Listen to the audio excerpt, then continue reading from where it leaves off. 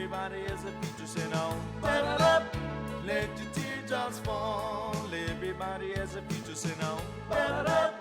Let your teardrops fall. Everybody has a future, say no. Ba-da-da. Let your teardrops fall. Ba-da-da. Oh, yeah. Ba-da-da. Oh, yeah. I've got the sun on my shoulders and my toes in the sand, and my woman left me for another man. Oh, but I don't worry, I just sit and relax, toss up my heart, see where it lands, on and on. I just keep on trying, and it's mine. It feels like crying, on and on. Chris and Sabrina with The Link. The Link. Here on Breeze 93.9 FM. You need a minute, darling. I need a minute too. 'Cause I've been grinding gears through all these years in love with you. You needed something, darling. I needed something too. While you were searching around for the answer right in front of you, I said, the girl, you're running all your makeup. You got what you want and now it's trapped in the middle. And in my mind, you know I won't make up a fumble with my lyrics like I'm stuck in a riddle. I said, girl, you're running all your makeup. You got what you want and now it's trapped in the middle. And in my mind, you know I won't make up a fumble with my lyrics like I'm stuck in a riddle. Say, we're burning up with that island fever.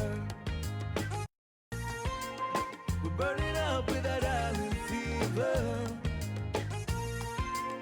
We're burning up with that island fever.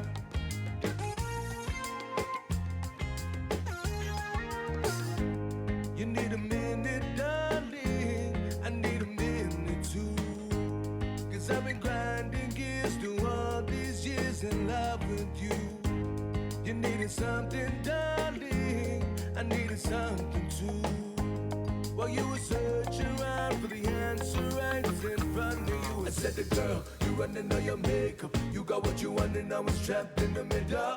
And in my mind, you know I won't make up a fumble with my lyrics like I'm stuck in a riddle. I said, girl, you running all your makeup. You got what you want and now it's trapped in the middle. And in my mind, you know I won't make up a fumble with my lyrics like I'm stuck in a riddle. Say, we're burning up with that island fever. We're burning up with that island fever. We're burning up with that island fever.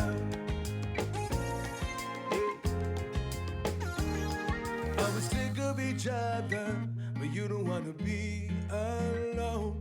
And when we're under the covers, you don't wanna let it go. All energy is borrowed, and at the end of this life we'll have to return it.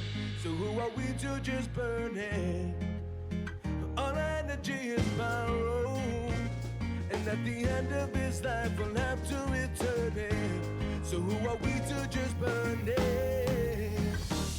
I said, the girl, you're running all your makeup. You got what you want and now it's trapped in the middle.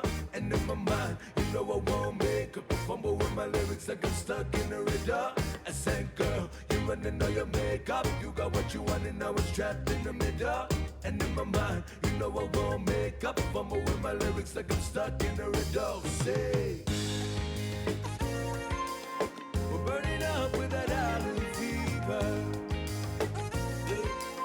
We're burning up with that island fever. We're burning up with that island fever. We're burning up with that island fever. She got me hurting, yearning, tossing and turning. We're burning up with that island fever. The way she's good for my body, but she's bad for my soul. We're burning up with that island fever. She got me hurting, yearning, tossing and turning. We're burning up with that island fever. The way she's good for my body, but she's bad for my soul. We're burning up with that island fever. Chris and Sabrina with The Link. here on Breeze 93.9 FM. Yes!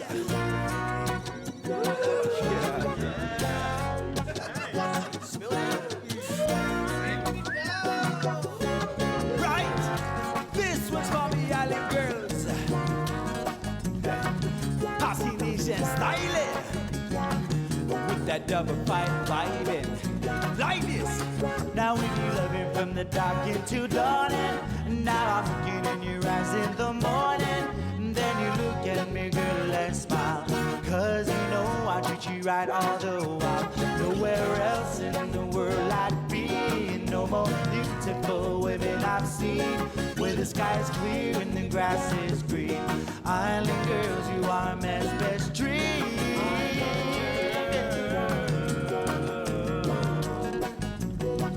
Love the way that you move it, move it. Love the way you move it, island girl. Love the way that you do it, do it. Now everywhere that I go and every time I do a show, got a bunch of local girls all in the front row. They know all the words and the way the song goes. Body boxing all around and they playing the bongos. And you know they wanna come to the party. Pick you with the DUB crew and get naughty. Turn up the stereo so she can shake her body. Baby girl, I love you when you call me Big Papi.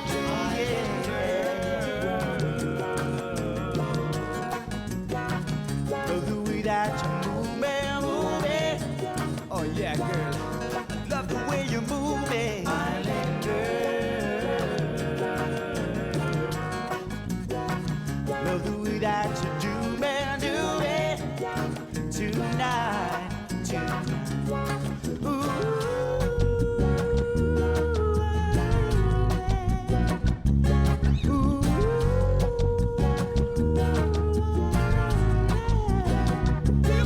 If I and I had one big nasty booty island, come on, the beach all around. What y'all gonna do, man? We're gonna take us through all the kid all around the globe. What time? These Sunday island girls will be the rubber to my head. If I had one of these girls as my companion, we'd be looking at the stars another band. Right, without round world and sing that country's got to offer. Lovers, don't mess me with the island girls. Yes.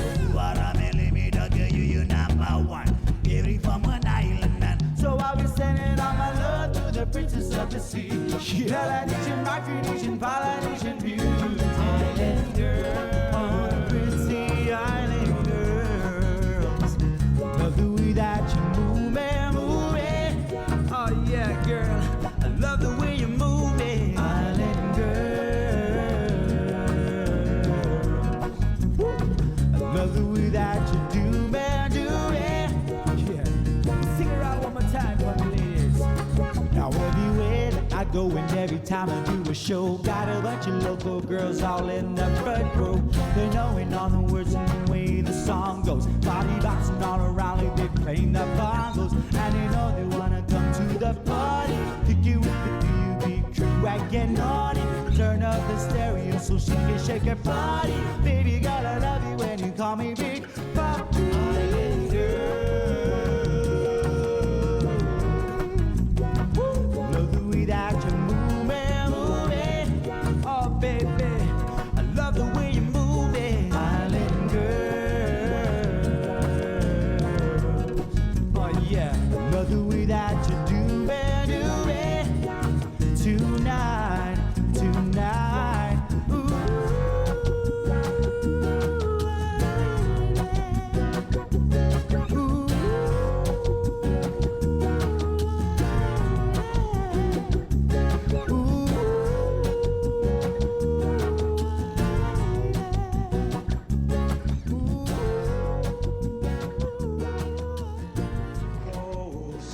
Così uli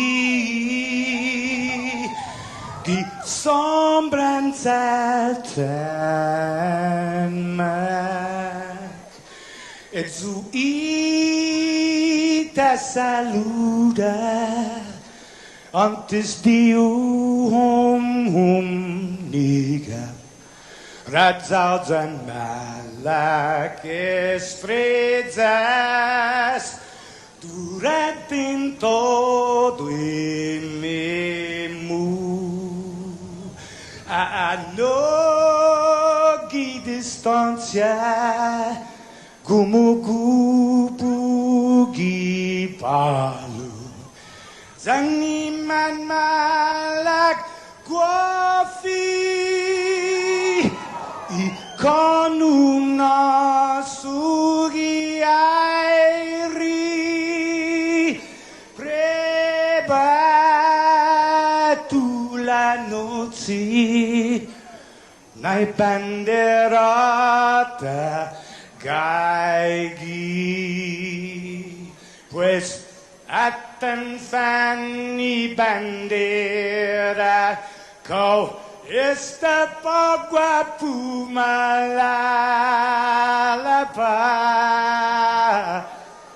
Giluk tanu man libri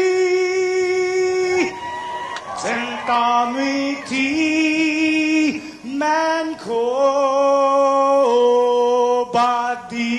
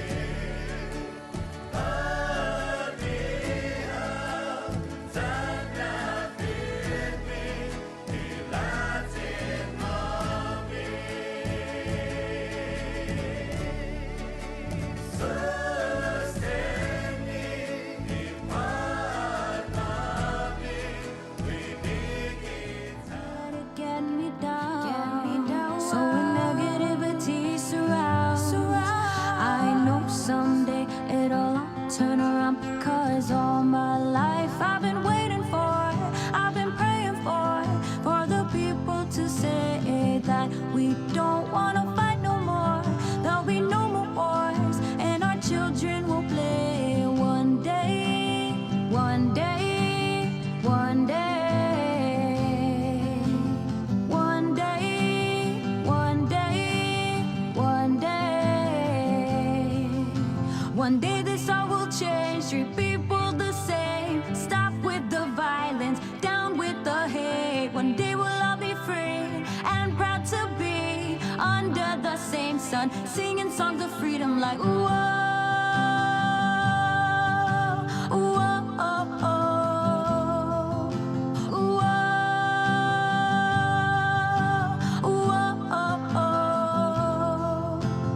all my life I've been waiting for, I've been praying for the people to say that we don't wanna fight no more. There'll be no more wars, and our children will play one day, one day, one day, one day, one day, one day. All my life I've been waiting for, I've been praying for the people to say that we don't wanna fight no more. There'll be no more wars, and our children will play one day, one day, one day, one day, one day, one day.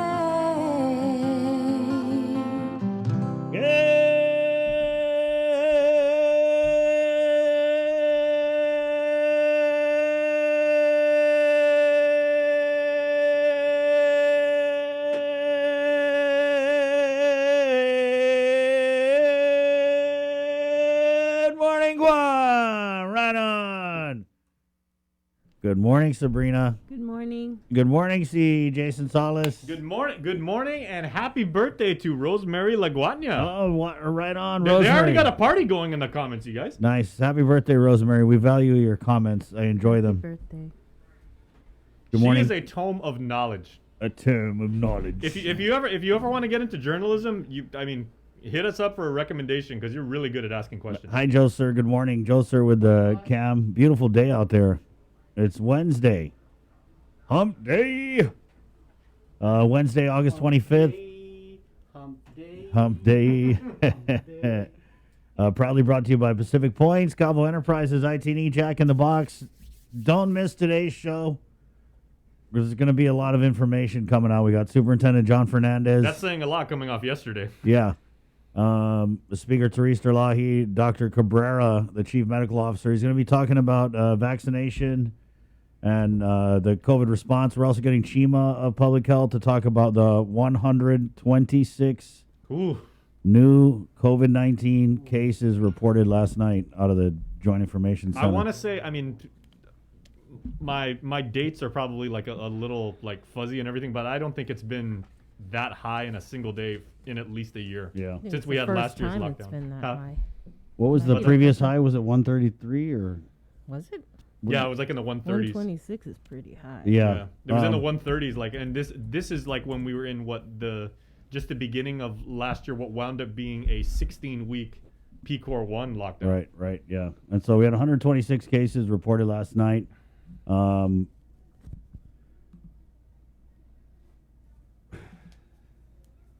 Hi. I'm just not sure these restrictions do anything to prevent the spread of the virus. I was thinking last night, like, so we're targeting the unvaccinated because of the hospitalizations, but new cases lead to hospitalizations. So I don't know. What are we doing to stave off new COVID-19 positive cases? Put it into perspective. What is 126 people? Like that's a class at UOG in the auditorium. Yeah, it's a lot of people. That's a big class. That's Yep. basically like an But entire it's 126 different people with 126 different connections to countless other. grade. Right. You know, And I it mean, think just about it, goes bro. out. The multiplier effect, yeah.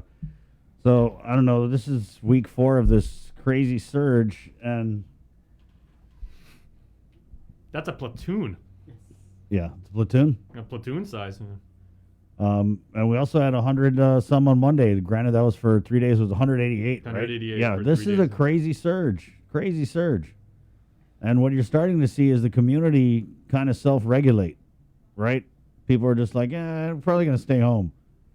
Because I'm not sure the government response to this really targets the spread of the virus. We're really trying to get everyone vaccinated to keep them out of the hospital, but it's a race, you know what I mean? I don't know how many of these people who are left we can get the jab to. 624, morning, Bree. Good morning. Was there any executive order that came out last night? I don't think so. Okay, so we're good. We're still in the The refined. refined. Okay. So we're still in the refined executive order, guys, which means that it's honor system. Unofficially known as Executive Order 2021-21R. Yeah, 2.0. Yeah. So as it Asterisk. stands now, you can self-attest, right? I brought my vaccine card just in case, guys, because you never know. They could put out an executive order like now, and it's going to be like, oh, no, now you got to show your card again. So I just want to be prepared. You can just take a picture of it. I could. Yeah. So Yeah. you don't have to carry that card around. I could. You're right. I could. But I like having it. I know. I like They holding said that it will right be now. accepted, right? Like digital versions of your card will be accepted. Like if you go places. Yeah, but at the very least, you can just self-attest. Yeah. So there's different ways they can verify. There's self-attest. There's you could show it, right? And they're still trying to figure it out. We don't know. Is there a form or what? Well, John Jr. was mentioning that public health was working on a form, and then you can check if you're vaccinated or got one shot. Right. And so that was something else that changes. Now, if you just have one of the shots, you can go and be an American citizen and go everywhere and eat and go to the movie theater. You can go on the booze cruise. You can watch the dolphin if you have just one of the shots. But, you know, this whole targeting the vaccinated, unvaccinated, I feel like it's distracting from what we should be doing, which is trying to combat the rising number of positive cases. Mm-hmm. Right? Because those positive cases turn into the dreaded hospitalizations that everyone is so worried about. For which our hospitals are not prepared. And the people that work in the hospitals, the people that manage the hospitals have said that exhaustively. And they said, you know, it's a truism that we just have to live with. Our hospitals are ill-equipped to handle a crisis of that level. Yeah. So we got to keep the numbers down. Right. So we have 27 hospitalizations. But, I mean, if you think about it, right, if the race is to vaccinate at 100% because it staves off the hospitalizations, what are we going to do with all these positive cases between now and then? Right? They're going to go into the hospital. So we got to really do our part, guys, to stop spreading the virus. Because we all know vaccinated, unvaccinated, you spread it. Spread it and get it, guys. So just settle down a little. Chill. Can I share a side story Yes. with you guys? This is absolutely germane to what we're talking about, All right? right. I was having a conversation with my mom the other night, right? And I was like, you know, but we had my dad cremated, so my dad's urn is literally like in the, you know, always with us in the room. And I said, you know, I was like, you know, Mom, I wonder what Dad would say about this. Like things going on and what we've been through in the last year and everything like that. I you know, I mean, honestly, I think I can speak for my late father when I can say he would get the shot. That would be his choice to make and everything. But I'm just wondering about, you know, we've heard like, you know, Senator Joanne Brown and Frank Blas Jr. and Tony Addon, all the ones that came back, they said they felt it was their duty as public servants to come back and get in the fight and use their experience as policymakers to do that. You know, on their level, you've seen a lot of people gotten into healthcare, you know, healthcare professionals have done that. I was just wondering, like, you know, with my dad being a lifetime an educator, and he was a 2-term senator, and he was like that stuff. I was like, I wonder what his opinions on that would be, and I had to dwell on that for like a few minutes. I was like, I'm wondering what he would say, what he would tell us, his family, and what if like we reached out to him to do like a story and everything like that. Would he actually like give an interview? I honestly don't know. Yeah, it's tough. You got people who are all for, this public health argument that everyone needs to be vaccinated. And then you get people who just, it doesn't make sense. If you're vaccinated, you still get it. You can give it the same as an unvaccinated person. That's why I was thinking last night, we just need to do what we have to do to stop spreading the virus. Like unvaccinated, vaccinated, eating in a restaurant, 100% capacity, whatever. I don't know if that's going to stop spreading the virus. So we just got to take it back on us. We know what works. Wear your mask, wash your hands, watch your distance. That works. So why are we reinventing the game? I understand the vaccination is the wild card, but the hospitalizations are rising faster than we can get the shots in the arms. So I don't know. I feel like we should just go back to what we know works. And if the virus is spreading out there at a rate of 126 positive cases today, 188 Monday, you guys know the numbers. Then it's rampant, like wildfire out there. I drove by the Teason testing site. 50, 60 cars deep, that line. That's more positives right there. So it's really on us, guys, to just do what we got to do to stop spreading the virus. I don't care if you got a shot or you got 2 shots, you hate the shot, whatever. Just please, my dear people of Guam, do your part, okay? 6:30. This is the link. It's Wednesday, August 25th. You ready? Been ready. Let's go. Let's do it. From the KUAM News team with the very latest, Sabrina Salas-Matanani. Good morning, Sabrina. Off it, everybody. COVID-19 cases continue to surge. The latest Joint Information Center report confirms 126 new COVID-19 cases out of 1,214 tests performed on the 23rd. 57 cases were identified through contact tracing. To date, there have been a total of 9,612 officially reported cases of COVID, with 145 deaths. 806 cases are active.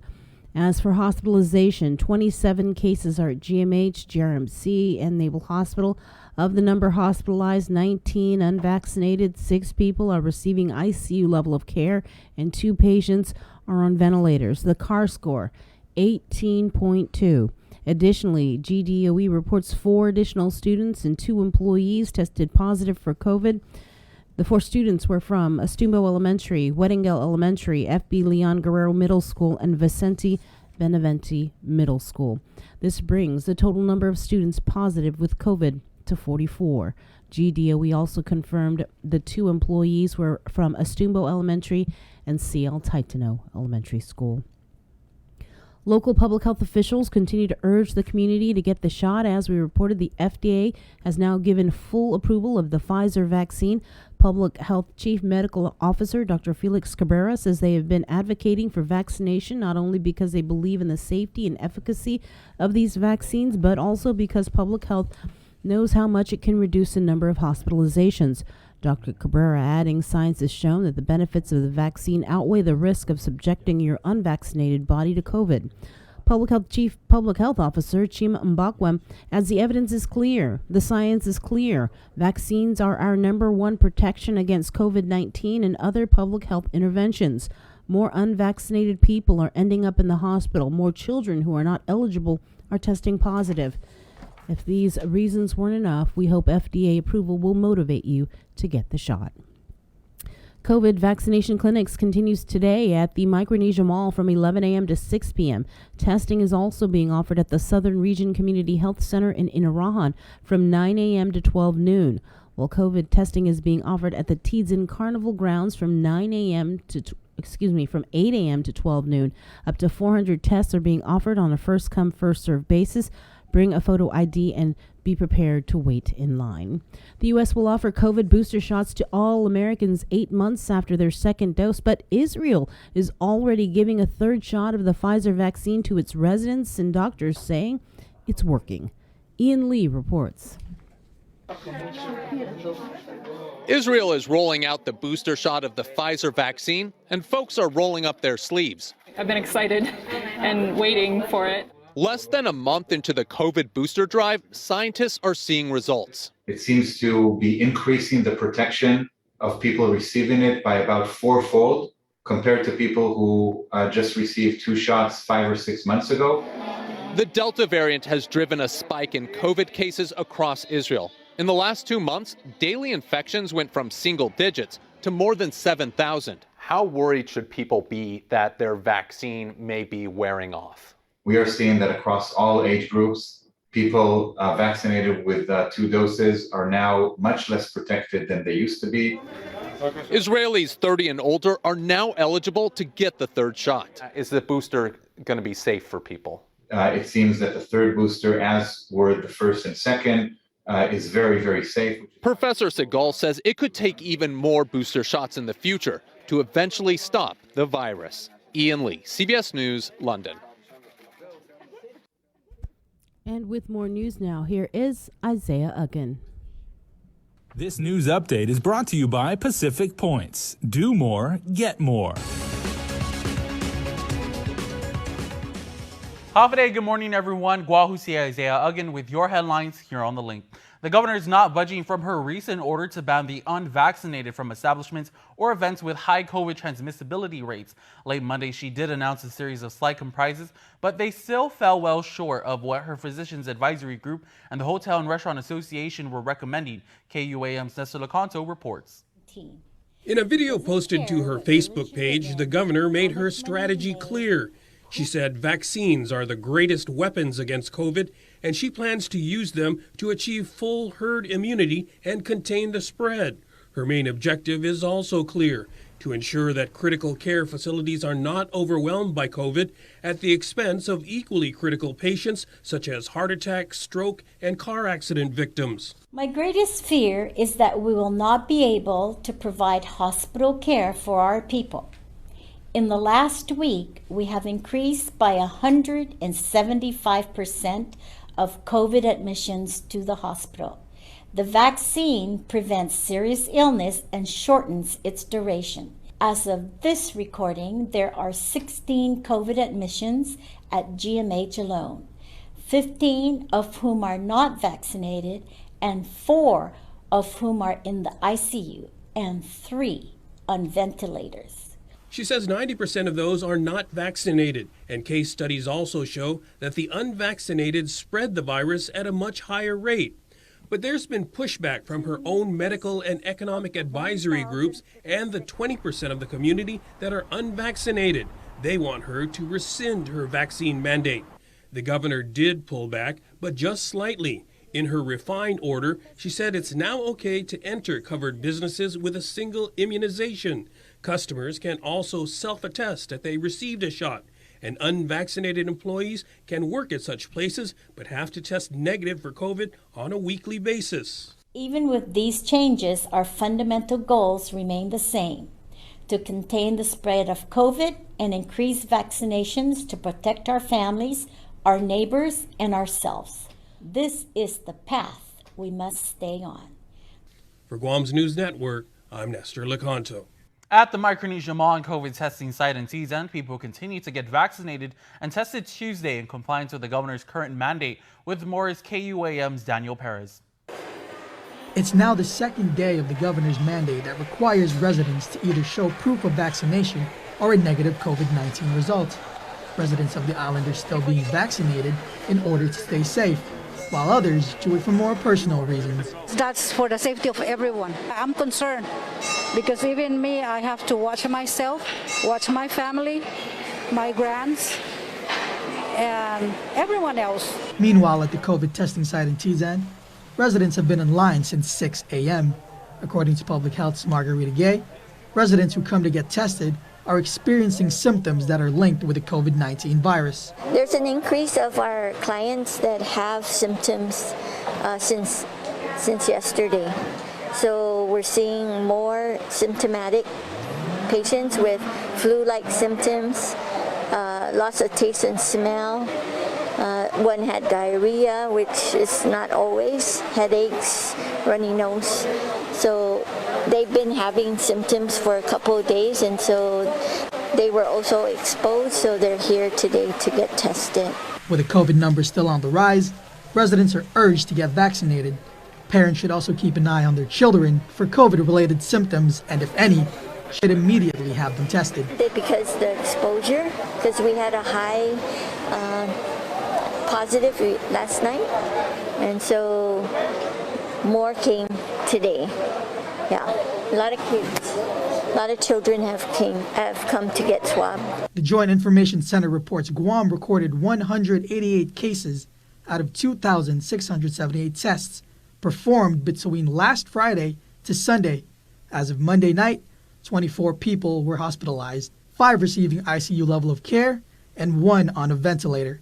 Of the 24 hospitalized, 20 are unvaccinated. Reporting for Guam's News Network, I'm Daniel Perez. Senators have settled down to a more routine line-by-line, agency-by-agency discussion of a budget appropriations. During deliberations, Education Chairperson Senator Talina Nelson amended the fiscal year 2022 budget bill to allocate $1 million for teacher recruitment and retention through GDOE's bonuses and rewards and incentive program, also called the BRIP. There is no documentation that we are able to find or have confirmed that because of the Hayes study, the BRIP was discontinued. So and we reached out to GDOE. It is $1 million for the BRIP and $1 million for salary increments. So we're still trying to figure out the salary increments piece and how that was impacted or in effect. But the BRIP right now should still be consistent. And so GDOE informed us that it was $1 million for the BRIP program. Nelson also had another amendment to take $496,000 from the Healthy Futures Fund to pay for the increased enrollment at the iLearn Academy and Guahan Academy charter schools. Some parents on the road acquiring the PEBT cards for their children have hit a few bumps. Here's more on this report. The Pandemic Electronic Benefits Transfer, or PEBT cards distribution for students continues at the Micronesia Mall Center Court. According to Public Health's Bureau of Economic Security Human Services Program Administrator Christine San Nicolas, a few parents have hit bumps while trying to obtain their children's much-needed benefits. We had some occasions of parents that do not have a valid picture ID or any identification at all. So we do encourage parents that if you don't have, you actually do need a valid ID. Electronic on your phone is fine. Paper copy is not fine, but electronic is fine. She continues with more hurdles. There are some children that are not listed on the file that we received. However, I do ask parents for their patience because GDOE is working really hard in trying to resolve that. And as soon as we're informed, as soon as we find out the issue is being resolved, then we will be contacting the parents. For example, the situation we had was a parent had to withdraw their child. They had to go off island for personal reasons, and they came back maybe like a couple months later. As we reported, the program is similar to the Supplemental Nutrition Assistance Program, or SNAP, also known as food stamps, enabling the recipient to purchase food. It aims to help low-income families and address the meals lost while Guam Department of Education schools were shut down during the COVID-19 pandemic. About 16,937 cards have been distributed to parents thus far, totaling about $21 million.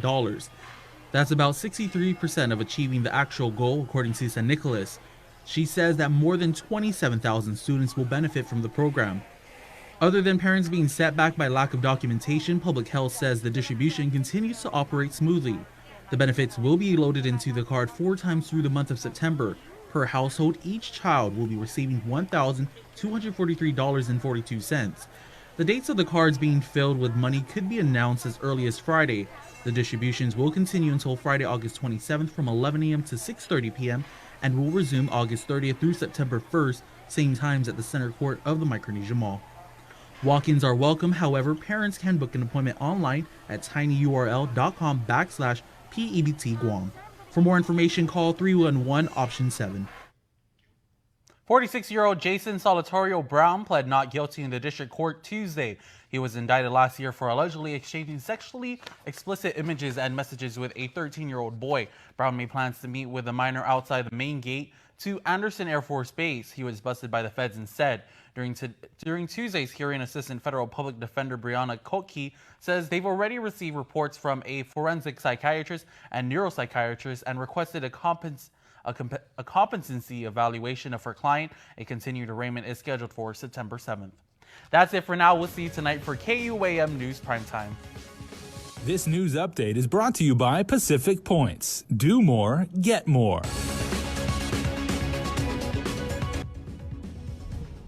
The United States and its allies have evacuated more than 20,000 people out of Afghanistan in the last 24 hours. But time is running out to make sure that every American and Afghan ally makes it safely out of the country. Skylar Henry has the latest. President Biden set the August 31st deadline for the U.S. to complete its withdrawal from Afghanistan. But there are still tens of thousands of Americans and Afghan allies still to be evacuated. We are still driving towards the end of the month. That's where we are now. And if and when there's any change to that, we'll certainly, make it clear to the American people. The president held a virtual meeting with G7 allies.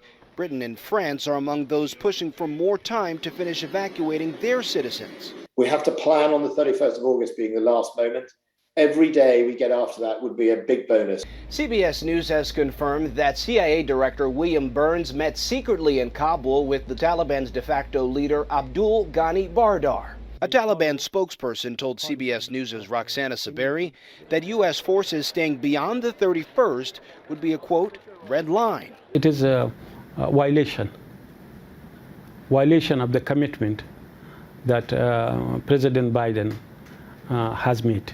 The Taliban says it's no longer allowing Afghan citizens to go to the Kabul airport to try to leave the country. We need to ensure that there is facilitated passage to the airport for American citizens, SIVs, third country nationals, and so forth. We'll continue those conversations with them. Ultimately, it will be the president's decision how this proceeds, no one else's. The U.S. has stepped up the number of flights out of Kabul in an attempt to evacuate as many as possible ahead of the deadline.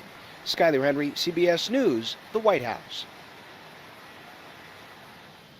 The KUAM Podcast Network is back and on demand, featuring a great variety of podcasts from our island and region, including culture, lifestyle, awareness, crime, politics, commentary, comedy, and entertainment. Available on most streaming platforms. The KUAM Podcast Network. Subscribe and listen now.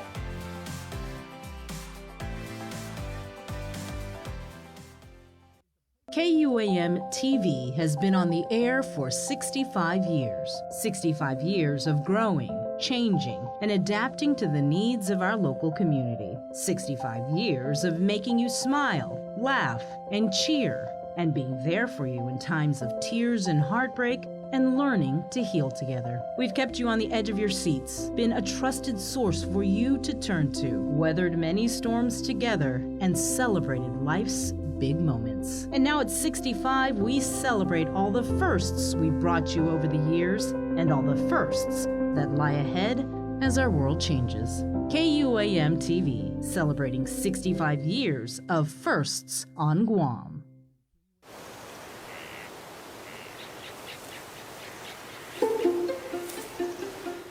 Guam was once home to over 12 native species of forest birds, each with their own unique sound, color, and role to play in our ecosystem.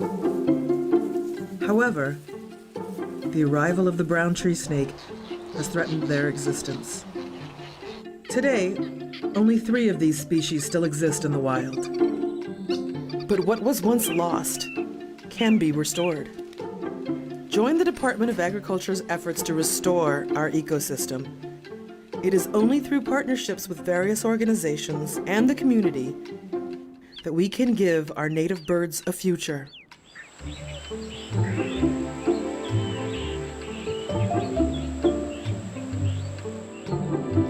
Support snake suppression.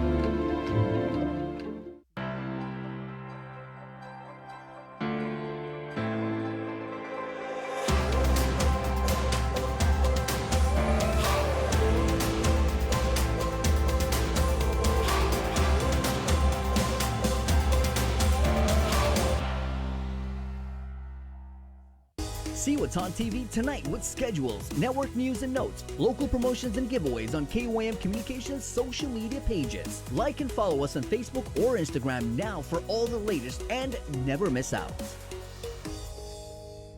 KUAM Digital presents a series highlighting the wide array of talents on our island. Whether they're a standout gamer, extreme athlete, performer, or have a unique skill to show off, we're showcasing them every month on Wow Factor. Brought to you by Mountain Dew. Do the do. Get yourself all caught up with the week's games, scores, and highlights with the KUAM Sports Weekend Roundup on KUAM News Weekend Edition. It's all-inclusive, all the fun and all the action wrapped up in the perfect presentation. Relive the moments on the KUAM Sports Weekend Roundup, brought to you by Gatorade. Greatness starts with G.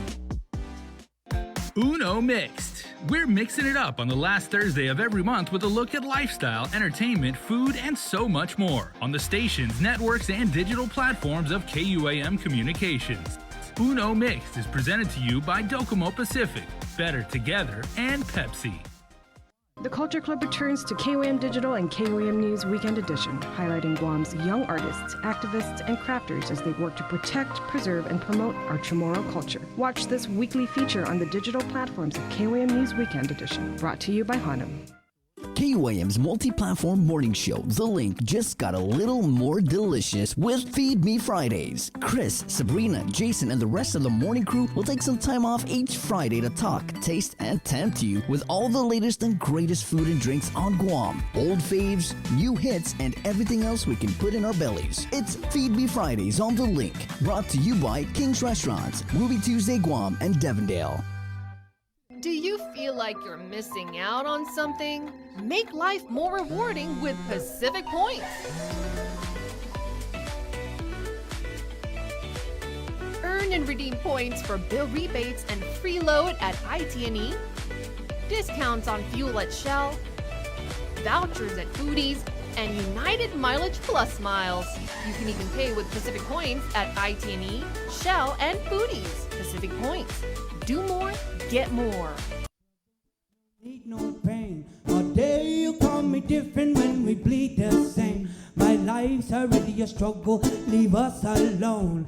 Then you quickly judge me cause of my skin tone. Now where's my partner paying Zappies, Marshallese, and Michael Shryon? Bury the hatchet and let bygones be bygones. The Chukis, Rotinisa, Pantini, and Tampalon. Carolinians, Island, Guajon, rise up like a lion. Micronesia, stay up, right to the fire. Stay up, Micronesia, right to the fire. And we no need no trouble, no need no pain. There you call me different when we bleed the same. My life's already a struggle, leave us alone. Then you quickly judge me because of my skin tone. When Ottawa was an early bird, jelly from that transition, good morning. Taken away from Good morning, Guam. We had a big show for you guys this morning. As always, Daphne Shimizu, Reverend Tax Director. We're getting the guidance for All Rise in just a matter of moments. So everybody gather around. This is super important. Super important, I'll say. I'm going to go with two supers. Okay, and then Dr. Felix Cabrera coming on. Vaccination, COVID response, Speaker Therese Terlahi, budget, everything. John Fernandez, GDOE Superintendent. Mary Rhodes, GHRA President. All on the way. Plus, you guys, 637-0094. Reach out and touch us. Not there, though. That's our number. 652. Let's head into the KUAM News Zoom room where Daphne Shimizu of the Department of Revenue Tax is standing by. Daph, thank you so much for joining us this morning. Half a day, Chris. Half a day, Sabrina. Half a day, Jason, and half a day, Guam. And of course, we're really excited to kind of get really close to releasing our final guidance regarding All Rise. As you know, this has been kind of coming for a while.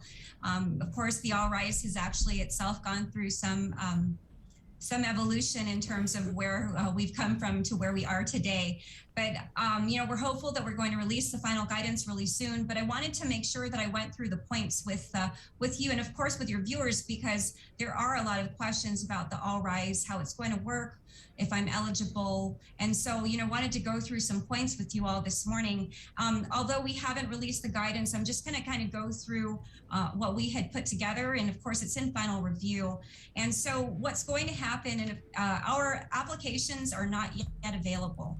And, Bree, you brought up a great point about, just making sure that it's very, very fair. And in terms of, people who are filing online versus people who are filing, in person, it really needs to be done. We need to open it up at the same time. And so that was something that our team really took into consideration as we worked on this plan. And what will happen, first of all, the eligibility. You can find the eligibility in the executive order. Of course, that's Executive Order 2021-18. And to be eligible, an individual must have a validly filed and processed Guam income tax return for year 2020, and their AGI can be no more than 40,000 if they are a single filer, no more than 80,000 in the case of joint filers. They must certify that their household experienced a negative economic impact from COVID-19. Also, they must have been residents of Guam in 2020.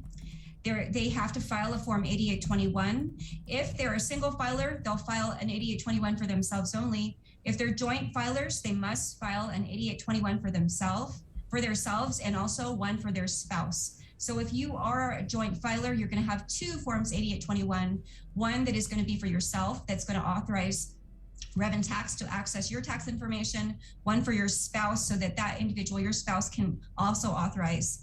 And lastly, individuals have to elect to receive payments under this program in lieu of any payments that would have been received under the previous executive order that was rescinded, or of course under what was called the RISE Act, and also the bills that had just been introduced in this last year. How will payments be made? I know a lot of people have questions about that. Payments are going to be made to eligible recipients who are able to apply by check. And so the check payments is the default. You'll receive a payment at the address that's indicated on the application form. It will not be on the address that's on your Form 1040.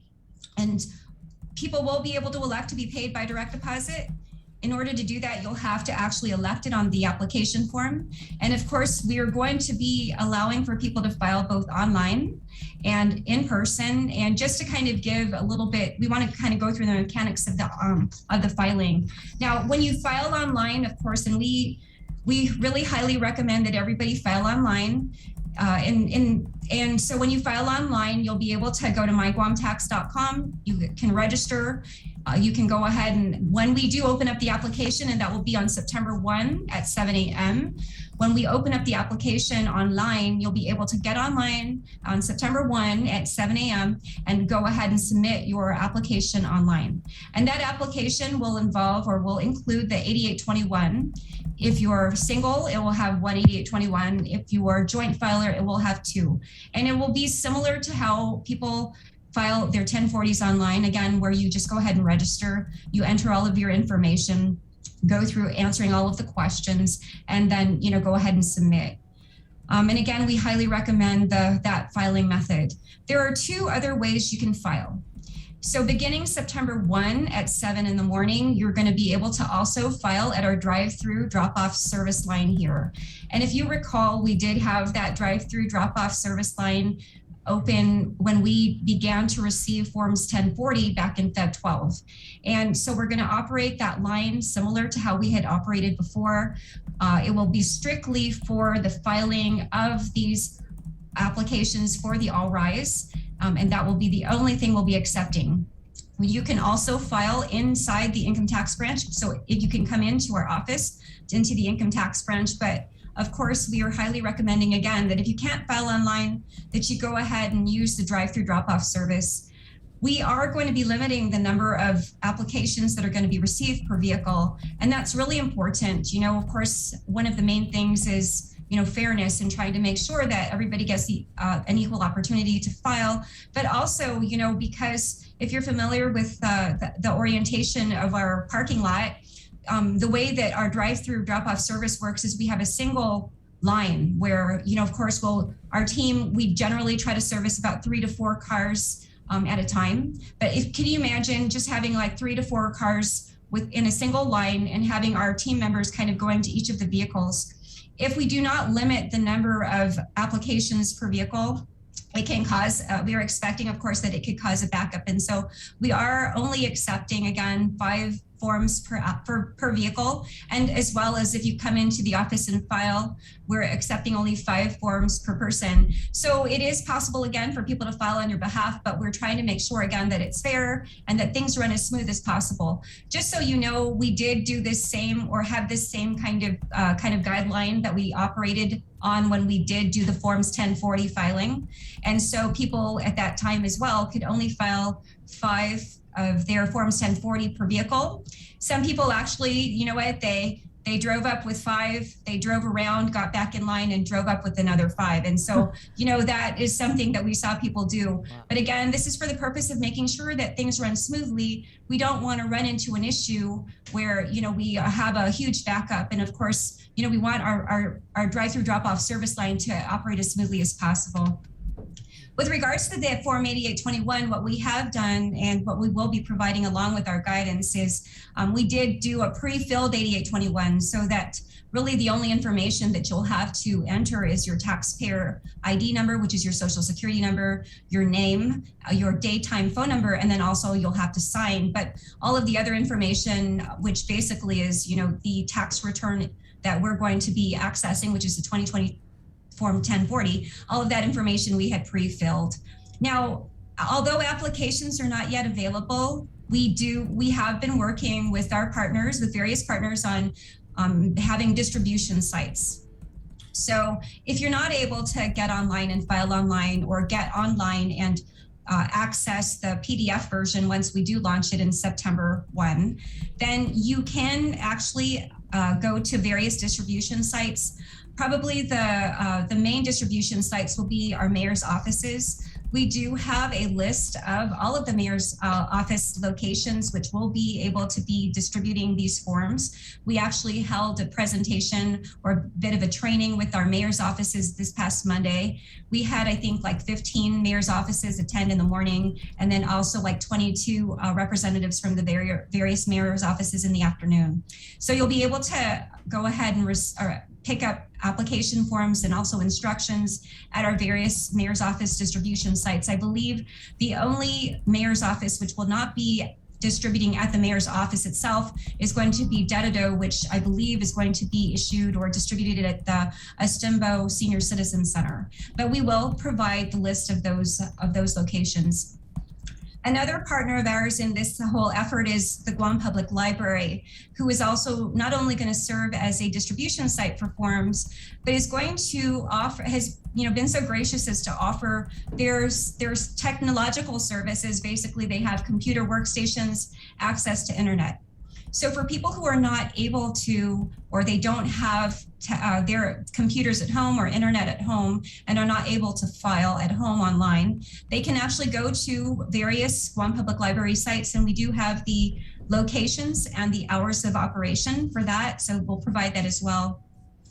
And one of our other partners, and we're very grateful for DISID for reaching out to us, Executive Director Phyllis Leon Guerrero, she reached out to us because, of course, we want to make sure that all of the members of our community, including our members of the community who may have disabilities and who are clients or not of DISID, that they also have access. So DISID has also offered to be a distribution site for these application forms. And so, those are going to be the primary ways that you can get them. And we're very hopeful that, of course, with all these distribution sites and these partners, that we'll be able to really, make sure that we reach those people who are in greatest need so that they have the ability to apply for this program.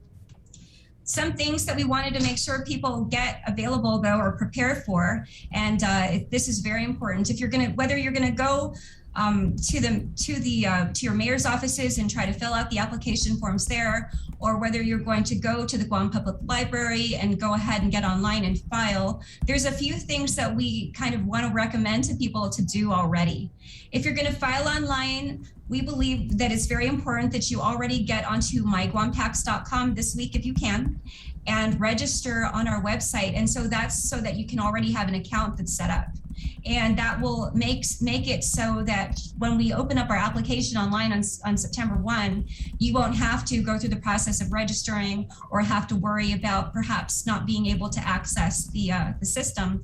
So we highly recommend that for people who are going to be wanting to file online, and again, that's the recommended method of filing, that you go ahead and get onto our website already beginning today. And if you don't have an account already, at myguamtax.com, there's a section kind of at the mid part of the page down on the left side where you'll actually see a little button that says register, and you'll go ahead and be able to register there. Another thing that's very important is for those people who want to be able to receive payment by direct deposit, most especially if you're going to be going to the Guam Public Libraries, make sure that you have your bank account information so that way you'll have it and ready to be entered in the online when you enter on the computer. And so you'll need your routing number, your bank account number, and you'll need to be able to indicate if it's a checking or savings. And again, these are really kind of some tips to try to get yourself prepared for next week. And so that way when you file online, whether you file at home or on your tablet or somewhere else at the Guam Public Library, that you'll have the information that you need so that you can file. Of course, some people are asking, what is the deadline to submit? And as you know, this particular direct cash assistance program does have a cap, and the cap is $30 million. And so, of course, that $30 million means that 37,500 people will be able to get $800 in direct cash assistance through this program. So what we're going to be doing, Bree and Jason and Chris, is our team actually is going to be doing our best to tally as quickly as possible every day exactly where we are. It's going to be, and how it will work is once we hit the 30 million cap, we're going to cease receiving applications. So we're going to turn off the ability to submit applications both online, and also we're going to stop receiving them in person. And we will be monitoring that very closely, though. There may be, of course, some level of delay as we work, because it becomes a little bit difficult. Our team has already gotten a plan together so that on a daily basis we'll be doing our best to tally.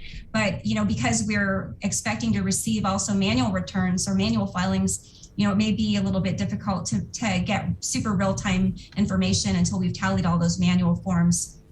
We will advise the community once that occurs. And so, of course, there's a lot of questions about that, but just, probably some of the highlights again, we're going to be launching the implementation of this particular program where we're going to begin to receive applications both online at our drive-through drop-off service and at our income tax branch beginning 7 a.m. on Wednesday, September 1.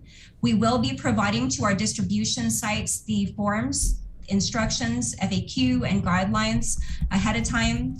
We're targeting no later than Monday to get those out there. We're hopeful that we'll get them even before then, so that way the members of our community will be able to have that information available and that they can prepare prior to September 1.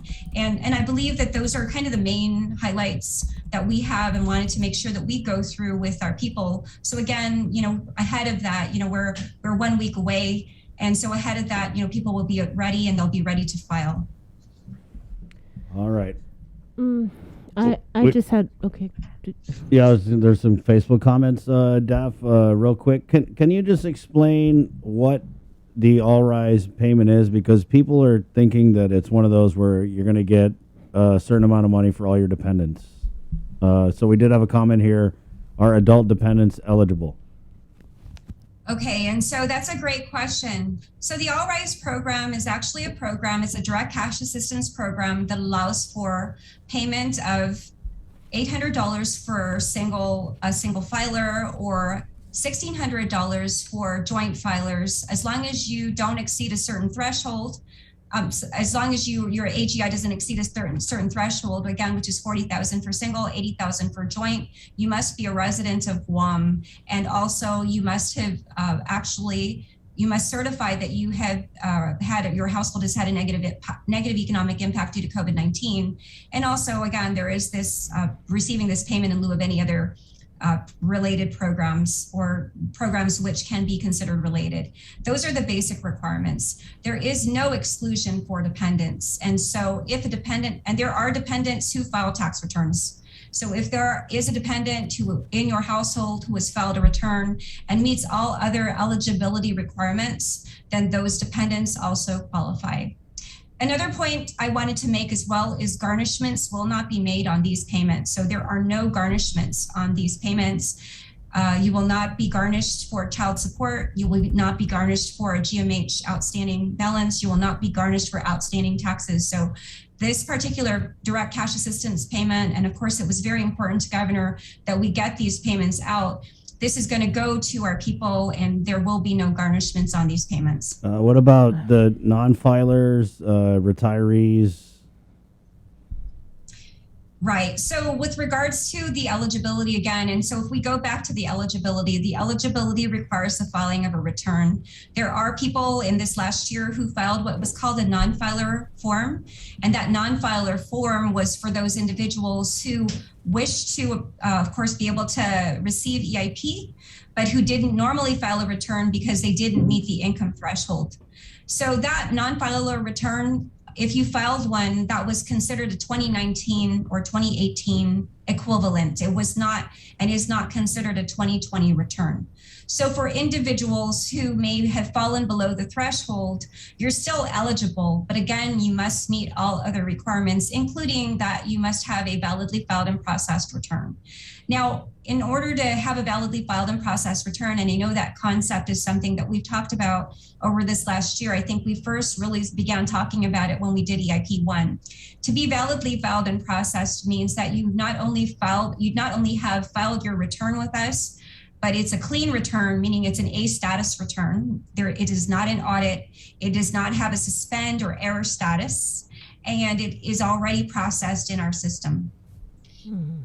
It is still possible to file a return online, and I know there are some people who are filing returns online. If you get onto myguamtax.com, again, you can actually file a Form 1040 online. And again, as long as there are no errors when you submit that online, it's actually considered validly filed and processed. And so, you know, again, for those people who are what we consider non-filers because they didn't meet the threshold to file a return, they are eligible, but again, you must meet the requirements, which is there has to be a validly filed and processed return that we look at in order to be able to determine your eligibility and make payment to you. I wanted to go back to the inline versus the online competition. So if I am inline and I drop it off in the drop box, but there's an error, DRT discovers, I forgot to check this or whatever. Yeah. Do you go back to the end of the line? Okay, so that is a great question, Bree, and excuse me because I missed even going through this earlier in my kind of haste to get all of this information out. We will not be accepting applications by Dropbox. We're also not going to accept applications by mail or email. So the Dropbox, if you drop it in the Dropbox, if you mail it to us, if you email it to us, those applications, they will not be processed. For people who, again, we're not going to begin receiving these until 7 a.m. on Wednesday, September 1. If you try to submit it through Dropbox or try to submit it prior to that period, we're not going to process your application. And again, we want to make sure that everybody kind of gets to the starting line at the same time and has equal opportunity to be able to file at the same time. So we're going to give everybody the same resources. You're going to have all the guidance. You're going to have the FAQ. You're going to have the copy of or access to be able to look at the form so you know how to fill it out. And but you will not be able to begin filing until Wednesday, September 1 at 7 a.m. And you cannot drop it at the Dropbox. And it's very important, and you bring up a really great point. It's very, very important that you look at the instructions, that you look at the form, and that you make sure your form is actually complete. And so we talked about this with our mayor's offices. We need to make sure, of course, that our people know what the eligibility requirements are, that you must meet all of the eligibility requirements. And how it will work is we have basically yes or no answers, right? In terms of the eligibility. You must be able to say yes to all of those. If you don't, then if you're not able to, then you're not eligible. You also must make sure, and we do have an issue with sometimes people not signing their forms. You have to really make sure you sign your application form. If it's not signed, it's not complete. And we also have people who actually sometimes fill out their forms in pencil. And as you know, it seems like a small point, but it's very important. This is an actual official filing. It's important that, if you're not able to print it out and sign, that you fill it out in ink, that you sign, and that you have it all complete. Our team, as we accept the applications, of course, we're going to basically review it for completeness, but it's not going to be possible for us to review every single person's application as they come in thoroughly, because we're going to be receiving them, and we expect that there are going to be quite a few people coming to file. So it's very important that before you submit that application form, that you review it and that you make sure that it's complete and that there's nothing missing. And again, I really want to stress for people who are single filers, what their application submission will look like is they will have an application form, and the form is actually EO 2021-18. And that application form will be submitted with a single Form 8821 for themselves, and that is for a single filer. If you are a joint filer, you must file that application form, and you'll have two 8821s. And again, if anything's missing, we will not be able to process. So to kind of compare with what happens with the Form 1040, or even with the Duty Imangafa, at that time when we, process process AIM, and also as we process, 1040s, you'll get a notification if there's an error, right? You'll get a notification if you're missing a document, if you're, perhaps you have a duplicate dependent. But in this particular program, I think because of the time frame involved, it's going to be very difficult for us to be able to communicate to you in a timely manner if there's an error on your application. So it's going to be really critical that everybody just make sure they read the instructions, that they answer all questions. And again, that's why we've been working to do outreach. We're planning on doing additional outreach through perhaps some Zoom meetings or some maybe Facebook live meetings, so that way we can broadcast it and go through things with our community. So that's something that we're working and have been discussing with Crystal Paco and the comms team. And again, the idea is to make sure that all of our people have the information that they need to be able to file, but it's going to be critical that you make sure that that application form is complete, that it has all the 8821s that you need, and that you sign it, and that you answer everything accurately. And so again, if I'm in the drive-through and I drop off my All Rise application, if it comes later and you guys discover there was an error, do I go back at the end of the line? Do you know what I mean? Like, am I not one of the if I'm one of the first in, right? Yeah. And there was a problem with it. Right, and so I know it's a difficult thing to kind of address, but really, yeah. if you're the first person in line, but you submit an application form that isn't complete, you submit an application form with an error, and then we start receiving other application forms, it's going to be difficult to remedy that. We won't be able to process it, basically. And so what's going to happen is you're going to have to resubmit.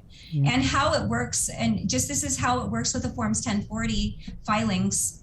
If you submit your Form 1040, for example, on today, which is August 25, and we send you a notice because there's an issue, for example, again, maybe you have a duplicate dependent issue.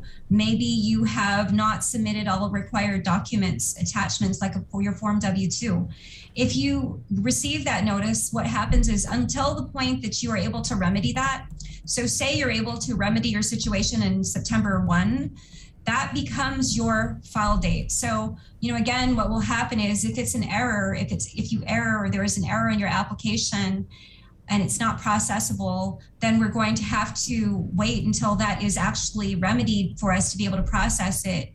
And it's at the point that you remedy that, that becomes your filing date or your filing period, I guess. That's how it works for Forms 1040. So the answer is yes, you will go to the end of the line if your application is not completed or correct. So guys, do your application right the first time, not like these EOs. You can't refine your application. It's once it's in, it's in. If something's wrong with it, it's out. You get back in line.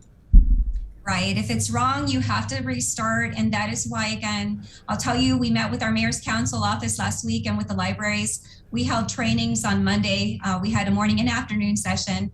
Of course, we're here in the morning and I'm going to try to make sure I speak with as many of our media outlets as possible over the next few days. And we're going to, again, be doing as much outreach as possible, because if your application has an error, if it's incomplete, if you don't sign it, if you fill it out in pencil, if you don't have the Forms 8821 that's required, you will not be able to receive payment, and we will not be able to process it again until you are able to remedy that. And so please, it's very important to read the instructions, ask questions. Our phone lines here, as you know, our customer service call center did begin opening from 7 o'clock in the morning Monday, and so they're open from 7 a.m. to 6 p.m. That started this past Monday. It's going to go through September 10, and we're going to be, of course, Monday through Friday, 7 a.m. to 6 p.m. You can call our customer call center if you have questions about All Rise, so that way, again, you can work to get those information and you can be ready.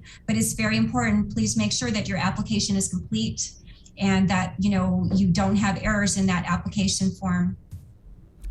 All right. Thank you so much, Daphne. And whatever you need to help get the information out so people fill this applications online correctly and complete, just let us know. Yes. Don't hesitate. Yeah. Hagamas. Thank you so much, Sabrina. Thank you, Chris. Thank you, Jason. Have a great day, Guam. Thank you. Take care. Good luck. Right on. Well, it's the All Race Act. That's what it is.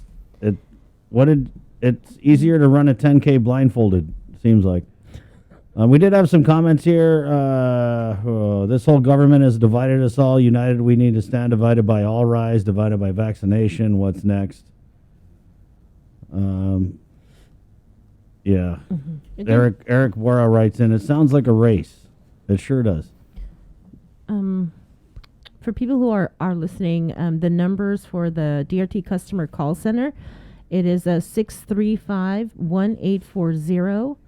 635-1841, 635-7614, 7651, or 1813. And you can find that on our social media. This is the DRT Customer Call Center. They've temporarily expanded their hours.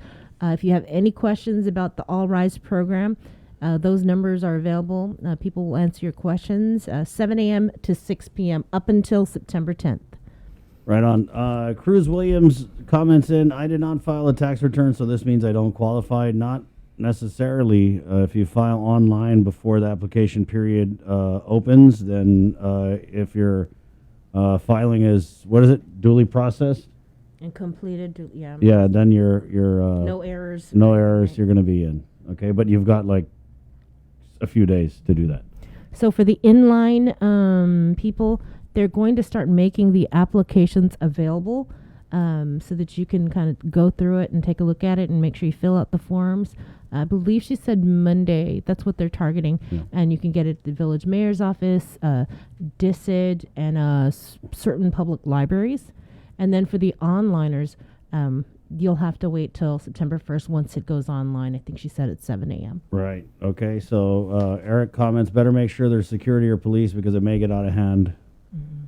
Good point. We'll come back to this, but we're going to get into Dr. Felix Cabrera now, the Chief Medical Officer for the Department of Public Health and Social Services in the KUAM News Zoom room. Good morning, Doc. Good morning, Chris. Good morning, Bree. Good morning, Jason, everyone. Good morning. I don't even know where to start. I do. Okay. Okay. So we'll just go ahead and start, Doc, with the, because I know you had some things to say about the vaccination. It's now FDA approved, right? Pfizer. Pfizer is FDA approved. So are you guys anticipating that you're going to get an extra push of people who want to get the shot? Well, we hope so, honestly. The formality of Pfizer becoming fully FDA approved was just a matter of time.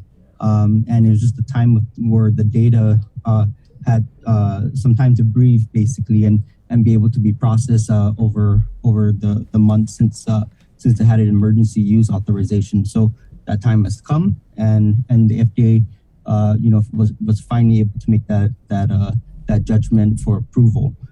It's only a matter of time before Moderna joins that class as well, and very likely Johnson & Johnson as well. Well, we have been seeing the long lines actually over at the Micronesia malls. Kind of like what you guys are seeing as well. More and more people are, and this is even prior to the FDA giving full approval of the Pfizer vaccine. Yeah, and that's been really encouraging overall. What we've seen is that it's definitely our weekly and daily average has gone up over the past 2 weeks or so.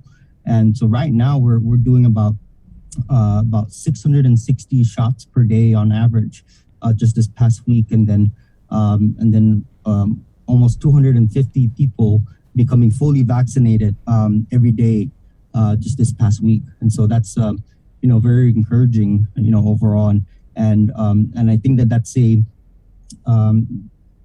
that people are finally doing this because, one, they see what's going on. They see the CAR score going up. They see the hospitalizations going up, and they really want to protect themselves and their family. And that's the most important way to that you can do that. And so I'm glad that that's finally coming through, and that it's never too late to get your vaccine and right now. And so please, everyone who is not vaccinated or has not completed their vaccine series, now is no better time. Mm-hmm. Just so I'm kind of clear on it, the numbers, when you say that the vaccination numbers are going up, is that for first time people going in to get their COVID shot, or is it people trying to complete their series? It's both. And there are a lot of first timers. And so that's what's really encouraging is that, and it could be from a number of factors, right? That they either, one, they were waiting for more reason to go, so to speak. And then of course the full FDA approval. But the rise up has been way before this approval, of course, and the approval I think is only going to cause it to go up. But yeah, so you're seeing definitely both groups rise up. What I want to take special time to really acknowledge are the teenagers in particular, 12 to 19. Well, 12 is not teenager, I guess, but basically the 12 to 19-year-olds, they're the ones that are really coming out. And so, I want to really thank them and acknowledge them because they are the ones that are making up in terms of the absolute numbers, the biggest group that are getting vaccinated, almost threefold compared to the other groups like 20s, 30s, and 40s. Doc, can you kind of go into, just because we've been having some questions about how these latest restrictions and orders stem the spread of the virus? Because it kind of seems like, and this is oversimplification, that we're accepting that we're going to get these high number of positives, and the measures we're putting in place are targeting the unvaccinated, right? And so we're trying to vaccinate everyone to stave off those hospitalizations, but what about these positive cases that turn into hospitalizations? So if you could explain how these new restrictions and orders address the spread of the virus and why it is that we get these high numbers and people are kind of used to, right, in their mind, oh, we had these numbers, why aren't we doing things with occupancy? Because it kind of seems like without addressing the occupancy or the gathering, the whole vaxxed-unvaxxed argument, I'm not saying it's moot, but we know that vax get it, unvax get it, they spread it. So I guess if you could just explain to people how this targets the rising number of cases. Sure. So first things first is that what we're dealing with this August of 2021 is very, very, very different than August of 2020. And it seemed like in August of 2020, it was pretty straightforward. Just shut everything down, quarantine everybody, that come on the island. It was that straightforward. And we saw the expected result from that, which was a downturn in terms of hospitalizations and cases. That was temporary, but then there was another spike that happened again in September, October. But right now, it's more sophisticated for sure, because the virus has become more sophisticated, and it has we're dealing with something completely different. So we think about going back to basics. What are the areas of compromise? Areas of compromise are when you don't wear a mask in situations that create that. And so we know what those are, and particularly when you're eating and drinking. And also, what are situations where you're breathing heavy? Basically, what are situations where you're swapping air with somebody else? And in those situations, how do we mitigate it? And so one vaccine, of course, is the way out of all of this. Unfortunately, the Delta variant has pushed us that we have to have way more people vaccinated in order to really control the spread. It's never been an absolute number in terms of what herd immunity was, but what's one thing for sure about the Delta variant is that it's pushed that number up higher than the original COVID variant. So what we're basically what we're trying to do is a targeted approach, and it's difficult and it causes some confusion, that's for sure. It causes a lot of debate, that's for sure. But at this point, there's still constant reevaluation, as you can see. And I think it's been clear, the governor, she's made her decisions, and then she listens also, from a lot of the feedback, tried to get as much information before making her decision, has listened to the process after, and has made adjustments, and she's still doing that, as well. And this is we clearly have to keep, move forward, pivot. And that's it's gonna take that as we try and fight this and as we learn. So, Chris, what you're mentioning specifically about the gatherings, I think that's a very important. That's a very good point. Is that what are we gonna do to curb that? Because as we know, even though you're vaccinated, there's still a chance that you may be infected. We never said it was 100%. Your chance is so much lower than somebody who is unvaccinated. So that's why, obviously we keep, pushing and encouraging people to get vaccinated to reduce that chance. But if you have a group of 100 vaccinated persons, there's still a chance that somebody there is going to have the virus. But again, just also still recognizing that the likelihood of spreading it to somebody else who is also vaccinated is also less. Whereas opposed to if you have just unvaccinated people that are gathering together, that's your clear recipe for spread. So with Chima, with the clusters, it looks like they're coming from the big social gatherings and the bars, from what he's saying. So why didn't any of the restrictions kind of like laser focus in on those things? I can't. I really don't. I can't answer that specifically. There have been a variety of recommendations. Clearly the restaurant and bars, I think, were on the top of the list, because again, that's where the mask usage are the most compromised. But there's a variety of different ways that this could have been done, and in the end, we're at a point here right now where I think that the refinement and adjustment to the original executive orders, I think it's very fair. We believe that people do have a choice, and that you do have a choice to be vaccinated, and if you're not going to be vaccinated, and for whatever reason, that you have an alternative, which is weekly testing. And in either of those situations, we're going to have better results than we have right now. However, I'm a firm believer that my rights end where your rights begin. So if I'm trying to say that I have a right to certain things, it ends where I'm infringing on your rights. And so I also have a right to not be exposed to unvaccinated persons who choose to be unvaccinated for reasons that are not founded. And so that's a concern. If I get infected and I pass it on to somebody else, that's a concern. And so there are rights that have to be equally weighed in those situations. But that's my belief. There is a growing number of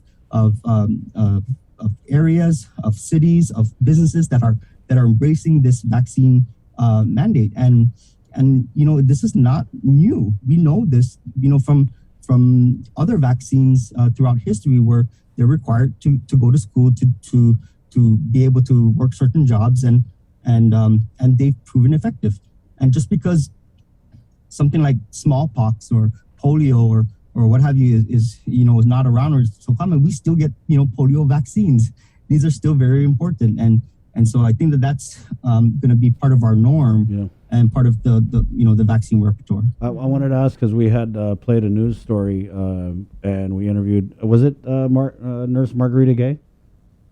Mm-hmm. Yeah, so we interviewed her from the Teton testing site, and she was talking about, and I'm sure you know the school students testing positive, right? So she was saying that there were a lot of kids who were showing up to get tested who were symptomatic, right? So when we look at these school protocols, obviously the parent backlash right now, it's just a tidal wave of fear, anxiety, confusion. I mean, rightfully so. People love their kids, but do we need to do anything else at the school level from a public health standpoint? Because I know that the superintendent says that it's not being transmitted in the schools, but the point I think a lot of people are trying to make is that it is so widespread in the community, so widespread that of course it's going to be popping up in the schools. So, that being said, do we need to revisit anything from a public health standpoint with the school protocols? Well, what I think is important is for the schools in particular, and Superintendent, John Fernandez has really embraced this understanding, is that there's really three main things, right? It's mask wearing, it's ventilation or air, proper air filtration or exchange, and then third was vaccination around for everyone that these kids are around. And so it's those three key principles, and they've adopted that. And so the question is now, for these children, they need to be surrounded by as many vaccinated people, basically as possible. All the people. That's the best way to protect them. 100%. The fact that they're symptomatic and that they're showing up and testing positive, that is a concern. What we do know is that in certain areas, like in Texas or in Houston, their hospitalization for pediatric COVID patients are up 300% to 500%. That's really concerning. As far as I know, or I'm aware of, that there is no pediatric patient that's hospitalized right now in Guam, and there's only been one this year, overall. And so, that is something that we have to watch closely. But if we're talking about closing schools or having a period of pause, then it's not just going to be the schools, it's going to be the whole island. We're talking about PCOR 1 again. And are we at that point right now? That's something that's still really being looked at very, very closely. Where we flatten the curve, meaning that, yes, the hospitalizations are high, but it hasn't been at a high spike that has been completely unmanageable. So it's still very, very tough because there's still a lot of non-COVID patients in the hospital. So it's that balance that we're trying to seek in. But right now, the census is too high. It's we have about 29 patients this morning admitted to between the three hospitals in Guam with COVID. Great. I wanted to follow up on the refined executive order, because there were some questions regarding the self-attestation part. Because I say, well, I am vaccinated, but I could go in and say, yeah, I'm vaccinated, and just fill out the form and check it. But honor system. Yeah, really, this is life or death. So, two things on that. In my thoughts, right, is so that the way I interpret it is that one is that the business has a responsibility of ensuring that whoever's signing in is truly that person. And that's usually checking an ID, and just like how you would check an ID if somebody was trying to order a drink and you're trying to verify if they're over 21. Now, once that is in place, there is still a potential for an audit, right? And so if public health's comes in and looks at that list and wants to audit the people that are in there, and if they see somebody that's there and they can't verify their vaccination, then they've falsely attested to their vaccination status, and they will be subject to fines, right, and penalties that was stated within the executive order as well. So those are things that there are consequences that exist, and if a business doesn't adhere to having a proper list, then that's where they're liable. I would think. But also there still is a liability on the personal point if you falsely attest that you're vaccinated, and so I think that's still something that has integrity in terms of will it make an impact? I still think it will. Is public health going to be providing these forms for these self-attestation? John Jr. was on yesterday. He said public health is going to give these private businesses these forms for the self-attestation requirement. I'm sorry, what was the question? Is public health, when is public health going to make these self-attestation forms available to these forms businesses? Themselves. Yeah. I'll have to get back to you on that. I'm not sure about what the specifics are, with that overall. Do you know because the first executive order said that unvaccinated people were not allowed to congregate or gather with anyone outside their household. Did the refined executive order amend that in any way?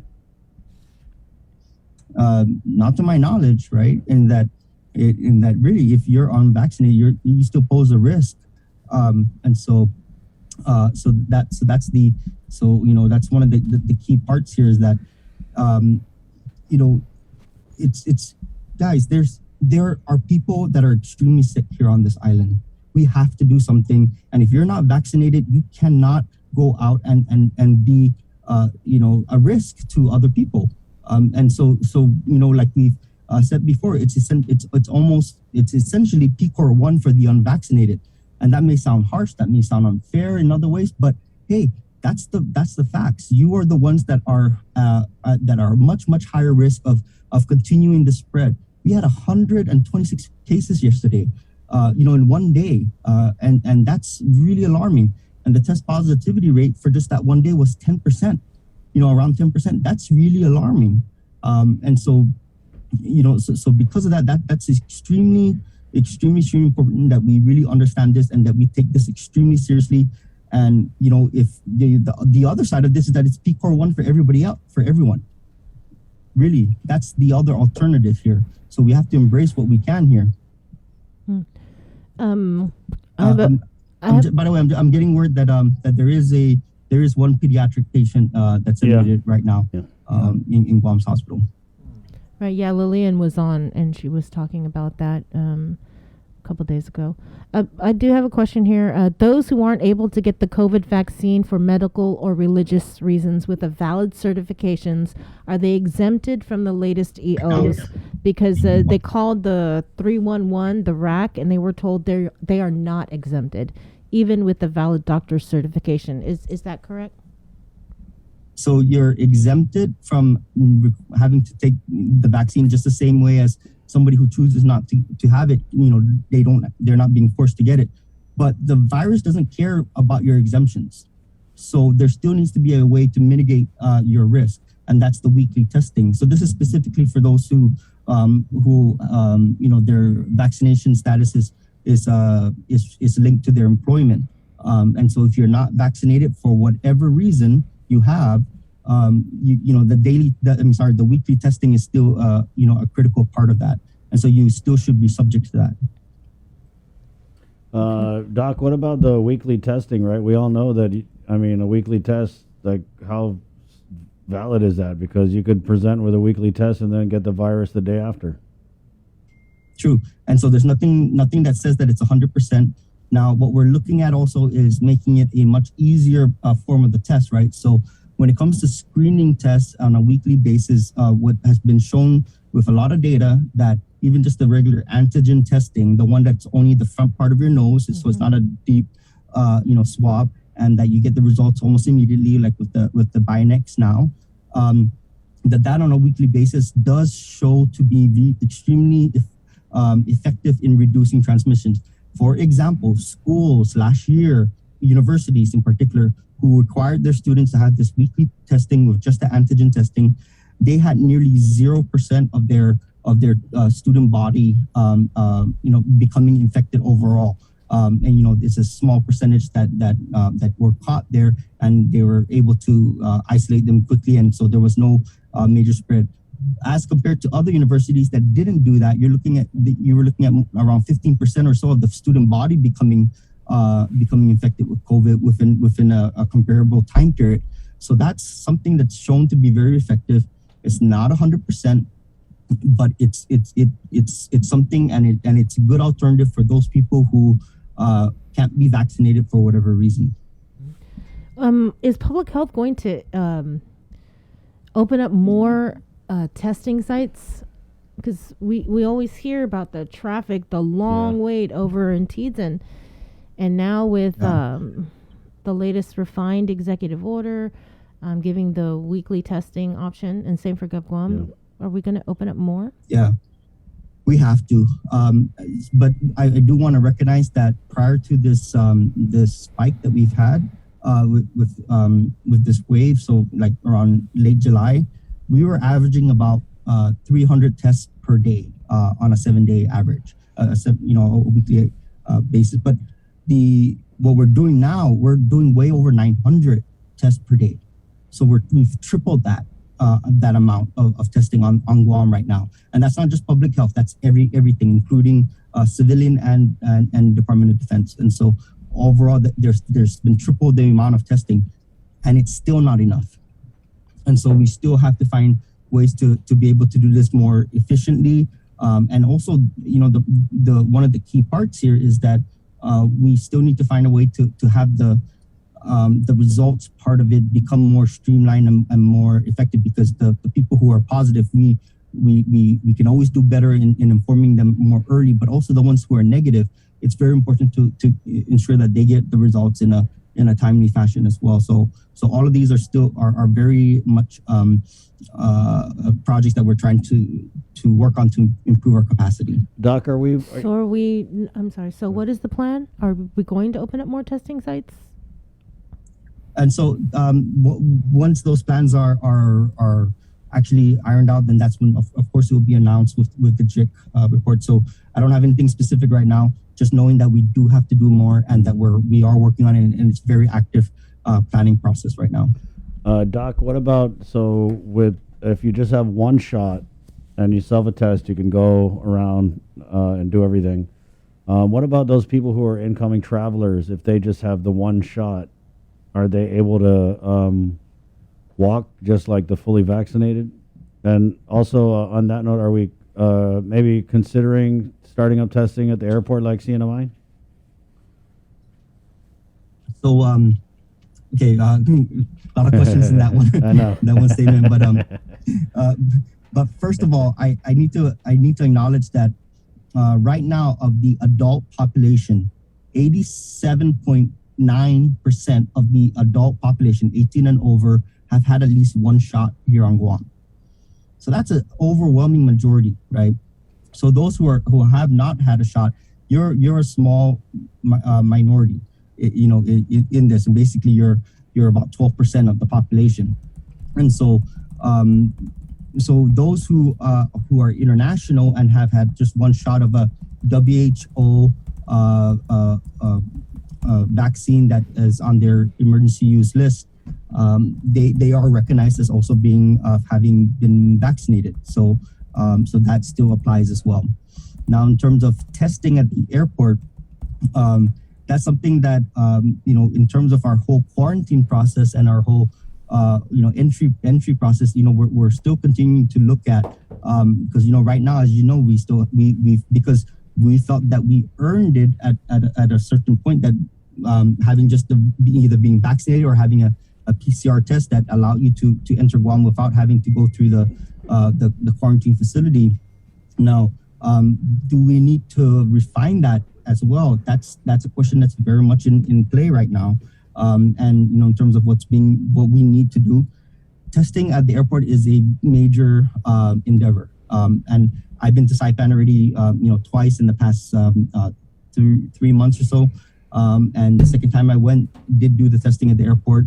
It's logistically it is a lot, and there are a lot of flights that enter Guam compared to what Saipan receives in terms of volume. So all that has to be taken into consideration.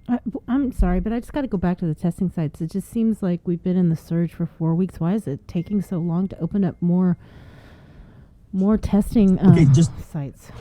Let me recognize that we have opened up more testing. We are doing 3 times more testing than we did just only a few weeks ago. Again, going up from 300 some to 900 some on a daily basis. Yet we're still trying. So we've scaled up in a tremendous way. Yet we are very much recognizing because of the need that we need to do more. And so I'm as the chief medical officer, it's my job to understand these things. It's not my job to be part of the individual planning, and that's where Chima, of course, comes into play, and that's more his areas of expertise. I'm not going to try and speak for him, but it is something that I'm recognizing, as long as along with both you, Chris and Bree, that you're recognizing that we need to do more. Let's go to the phones, Doc. If you could take a call before we go. We have a lady on the line. She's got a pretty good question. Ma'am, good morning. Thanks for joining us on the link. Hi, good morning. My question is about you mentioned that majority of the island has been vaccinated. However, only 12% is unvaccinated, but it seems like it's spreading like wildfire. I just worry that it's being put out there that it's almost like the people that are vaccinated can't spread it. When they're saying we could stop the spread, people need to get vaccinated. Okay, I get it, but maybe we still need to mask up. Even if you're vaccinated, sanitize often and all that. My family's mixed. I have kids that are not able to take it. I'm extra cautious with them. They constantly sanitize. I have everything in my bag, you name it, Lysol sanitizer, everything to make sure that they're properly, they have everything that they need to stay clean and stay away from the virus. And then, of course, we have some that are vaccinated in my family and some that are not. But, that's a small percentage of the island, only 12%, and yet it seems like it's blowing up.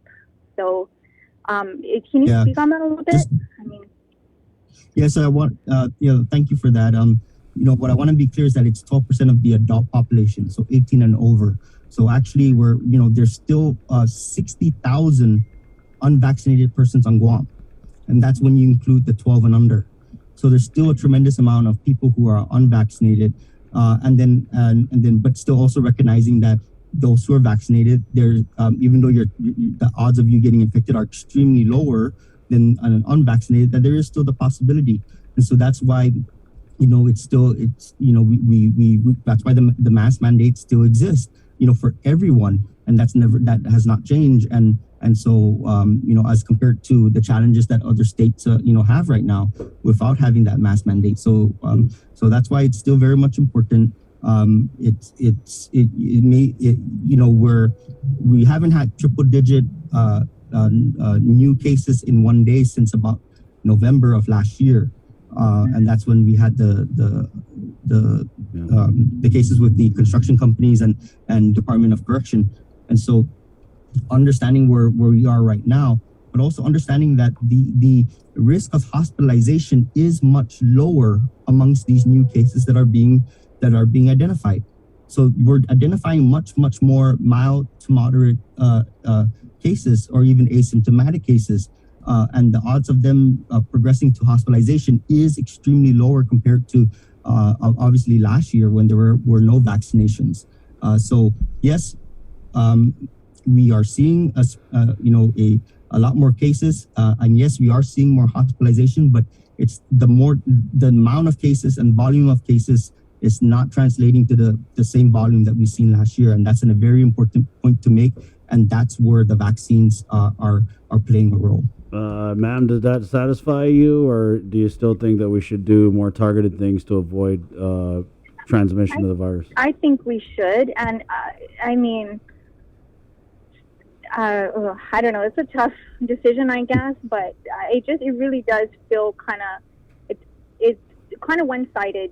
Just and I'm mixed. I mean, we have some of my kids can't get it, obviously, but part of us are vaccinated. But at the same time, I'm just like kind of standing in the middle here, like, okay, we're able to do this, but then can't do this. And I just feel like everybody should have the same. I mean, if you're going to lock it down and people can't, then everybody shouldn't be able to. Because vaccinated or not, you could still spread it. I understand that, yes, their symptoms might not be as, as hard, as the way it used to be, where there's going to be more hospitalization. But at the same time, they could still spread it. And like you said, to the people that are unvaccinated and can't get it. So I don't know. My feeling on this is just we should, if it's going to be that way, it should be that way across the board. I kind of agree with you, ma'am. In some ways, when I look at it, it's like we're jumping over the cases and focusing on the hospitalizations, but the cases turn into the hospitalizations. So I don't know. I feel like we need to go back to basics and stop the new cases using the measures that vaccine or not, using the measures that we know worked during the first lockdown. I'm not saying lock it down. I'm saying like social gatherings, let's drop it down. Let's do occupancy or something. I mean, because obviously focusing on this unvax, I mean, I get and the apply end it game. to everybody. I get the end game of it. But after we reach 100%, then what? Do we restart because we all got to go get booster shots? So I don't know. It's oh, you're the doctor though, Doc. No, all your points are very well taken. And so, it's not just, this is not just my opinion. Obviously, it's a collection of opinions from a lot of people who are, who are smarter than me and have a lot more information than me as well, and want to be able to get this right. But again, what the points you are making, that may be very well what ends up happening here. It's I don't envy the governor's position in having to make these decisions, but everything you're saying are very valid points, and I will admit that. Thank you, Doc. Good, ma'am. Thank you so much for your call. Guys. Right on. Thank you all. Okay. All right, have a great Let's day. see you. God bless you. Wash your hands. Thank you. Thank you, Doc. Okay. Okay. We'll Thanks, see you. Doc. Was there anything else? Oh, is there anything else? Yeah. Yes. Go ahead. No, that's good. I have a meeting I'm late for as well. So, okay, good. So thank you again. Yes, that. and so again, thank you guys for making your points are very well taken, and they are being considered seriously. Thank you, Doc. Thanks, Doc. Thank you very much. Stay safe. 7:55. Let's go ahead and jump over to Speaker Therese Terlahi, the health chair of the Guam legislature. Good morning, Madam Speaker. Good morning. Good morning, Chris and Sabrina. And good morning, KUAM, and good morning, Guam. Good morning. I don't know if you want to just react to our conversation we just had with Dr. Cabrera before we get into all the other stuff. Well, I'm glad you had him on to answer some of those questions. And I'm glad that the last caller called in, because I think that's where most of the people that I've been talking to are concerned, right? We want to get to, I think the people of Guam are still very willing to help stop the curve of this, stop the spread of this virus, and that we have seen them completely willing and going to extremes to help us in this effort. And so I think we need to recognize that, and we need to keep them, on the same page with all of us as we move forward. And so one of the most important parts of the information to me is that if both vaccinated and unvaccinated are able to spread the virus, we should treat that accordingly, right? We should all act accordingly. It should be very consistent in our messaging, and it should be consistent in our mandates, and it should be consistent in how businesses operate, how government operates. It has to be clear and not any contradictory messages. Yes. So I'm glad that last caller called, and I'm glad that Dr. Cabrera was able to give some additional information. Yeah, a lot of times it's really hard to just put all this stuff together from like a logical standpoint. So we definitely appreciate him coming on and kind of like telling the lady like, yeah, that's really valid, because I feel like it's huge. It's huge. Like we need to put out these positive cases. I mean, that's to me the root of everything. Everything starts from the positive cases. I don't know why and despite our fantastic vaccination rate, that it's spreading. And so, we can't blame that on one part of the population. Are we going to blame it on the kids? When the kids start getting it? No. Don't even, Madam Speaker. You better not. I'm telling you, I'm feeling really very badly for the kids because we were hoping to protect them from this by getting, vaccinated 80% of our population, but it's looking more and more. I don't know. I hope I'm wrong, but it's looking like they're not sufficiently protected, and we need to take all the measures that we can to protect them. Yeah, definitely. Yeah, my child's not eligible to get vaccinated, so I'm just worried every single day I send him out to school. Because it's out here in the community. And we've disrupted their lives, and we put them back in school. Now, I think they're fearful. And of course, our whole population is fearful. I'm fearful. I think, that this is I agree with Dr. Cabrera 100% that this is a very serious time for us, right? That we cannot underestimate the number of cases that we are having. We cannot underestimate the fact that our hospitals are full, and that these are with the current COVID cases. We cannot, we've seen the news that they're moving cases or patients from GMH over to SNU already. They're trying to make more space.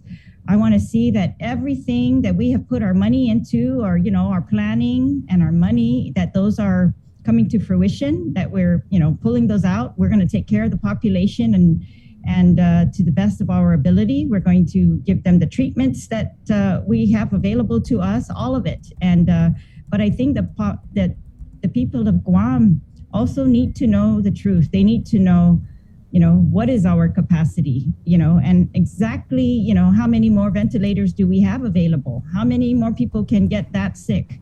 How many more people, do we have space for in the hospitals before we start turning back to, the tents or whatever else we have available? I just think we need to remind everyone what we have available to us and how we are going to be able to take care of them and what our limits are. And I think the people of Guam will act accordingly. I think when they were told that once one of your family members gets sick and you're not able to contact them anymore when they're in the hospital, you can't be near them, it's a very painful experience, and no one wants to go through that. I think they'll act accordingly. And I think if we know for a fact, and I'm so glad Dr. Cabrera, reasserted this, that if we know for a fact that vaccinated people can also spread the virus, that we should act accordingly. And that should be the consistent message everywhere. And and I think that's how we will help to curb. Yeah, but that means they're going to have to come out with another refined executive order, and that's going to be 2 in a week, and it's just going to further. I'm still getting messages from people, Madam Speaker, who don't know that there was a refined executive order. They're still going by the one that she came out with Friday. So you're right. The caller was right. Dr. Cabrera was right to say that it's valid, and I mean, he said it's something they're looking at, but it's kind of late in the game. It's 8 o'clock. We're going to jump over to KUAM TV. Madam Speaker, can you hop over with us, and we'll talk budget and stuff. We also got Chima and Bakwem to go through a lot of the new positives, as we had 126 reported out from the Joint Information Center last night. This is the link. Superintendent John Fernandez coming on here this morning. Will the department pivot in any way, Bree? As we've been interviewing and, speaking with just a lot of parents who are obviously very concerned about the community spread and the positive students. I think we're up to, 44 school cases? For GDOE. These are students. That's not taking into account staff members. Right, yeah. So we'll see. And if I may say, the teachers, the principals, the aides, they're all working really hard. And I think that's also a concern. I mean, they're working all the time, trying to keep these children safe. And so I think that, it's not a matter of them doing that. It's really just a matter of there are a lot of kids together in the schools. Yeah. I just got a call. None of the capacities have been changed, right? We've got back to full capacity. Yeah. I mean, I just got a call this morning. A guy at JFK said, "Hey, you guys got to go around in the morning and you got to see how overwhelming it is for the school staff to try and mitigate the mask, the social distancing, all that stuff." It's 8:01 again. Let's jump over to KUAM TV. We are on the breeze right here, KUAM FM, Agatni, Guam. This is the link. Good morning.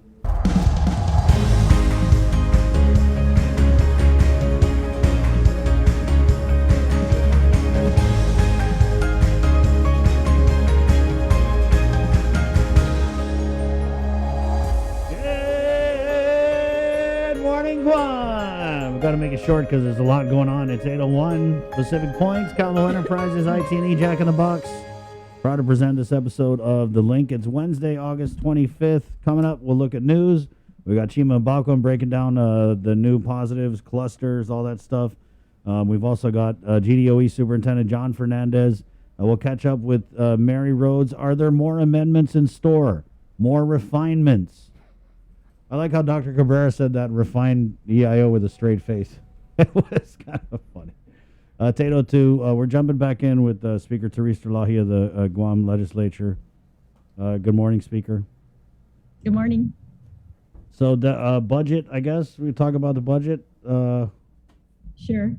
So a budget's proceeding. We're facing an August 31 deadline, trying to get this budget passed by then. Of course, the new year, school year doesn't begin until October 1st, but we're trying to get the budget done by August 31. So several things going on. First of all, there are several excellent parts of the budget where I think we are going to be seeing improved services and, because of budget measures that have been put in place, more targeted. But we're also seeing, of course, we have not seen the ARP plan, so we are still making a budget for just a portion of the money that's really available to Guam, and trying to predict what these agencies are going to be able to do for the people of Guam without that $600 million being put on the table. The other thing I've been making some amendments on the bill. One of the ones I've been trying very hard to pass unsuccessfully to this point is to increase the provision for tax refunds. I'm afraid it's too low, that we are not going to be able to pay, refunds quickly as we could. And I think this is one of the years that it's very, very important to do that. While PUA has ended and we're not sure of what additional direct assistance these people will be receiving, that at the very least, we could give them their tax returns back to them as fast as possible. And we have processed, yet waiting for payment returns, at least $20 million. And I want to get rid of those as well. I think there's no reason for us to owe anybody. The government of Guam now has cash, and we should pay all the refunds as fast as possible. And we should make sure that there's enough cash set aside throughout the year so that we can continue to do that. This is the year to do that, and this is the year that people really need it. I think, Chris, you'll be happy to hear I also made an amendment yesterday to the UOG budget that restores the funding for scholarships back to the priorities that were supposed to be set, including ProTech, for doctors, nurses. We want teachers. There was only one teacher scholarship that was funded in 2020. And, we have a drastic shortage of teachers. So all of those things that prior legislatures before us had recognized to be the priorities of how, we need to fill these positions, and we want to give scholarships in order to attract them and retain them in these programs, that I'm hoping we're going to be able to get back to those priorities and fill these positions. Nurses, doctors, teachers, especially those. Social workers is another one, right? But so otherwise, there are other amendments being made to the budget, and I think the amendments are improving the budget, but there are some, I want to give, commendation to the chair that there are some provisions in this budget that are actually going to make things better, I hope. Yeah. I wanted to follow up on the meeting that the Democrats had with the governor prior to the override attempt of the veto of Bill 11. Can you tell us what was that meeting all about? It was about the mandate, pretty much. We were concerned about the mandate and the issues that had been brought up by GHRA, especially that they did not have time to implement or train their personnel for these types of mandates. And, whether the mandates were in contravention of what the PAG had said, Physicians Advisory Group, and just that. But more importantly, for me, is particularly, I wanted to make sure that if we are going to put these types of mandates on people, that they are actually directly going to assist us in achieving the goal that we're going for, right? And if the goal we're going for is to stop the spread of the disease, then I want to make sure that it does that. And I think we discussed this earlier about whether unvaccinated versus vaccinated, they both spread the disease. They're both carriers. And so I think the people should be treated accordingly, that we are all potential carriers and that there's no class that is exempt from being carriers. And, I've been in rooms with doctors and leaders who take off their masks and say, well, we're all vaccinated, aren't we? And I don't think that should be done, right? It's inconsistent with the message that we're trying to make. And that is, we need to stop the spread. That means we need to continue to wear masks. We need to continue to sanitize. We need to continue that if businesses are going to operate, that they all operate with the same, rules. If we have establishments that can't follow the rules, let's close those down. Let's not close down the establishments that maybe the data does not show are leading to the spread of these infections, right? I think that's one of the things I really have always tried to get, and that's through, we've had so many oversights of public health. We want the data.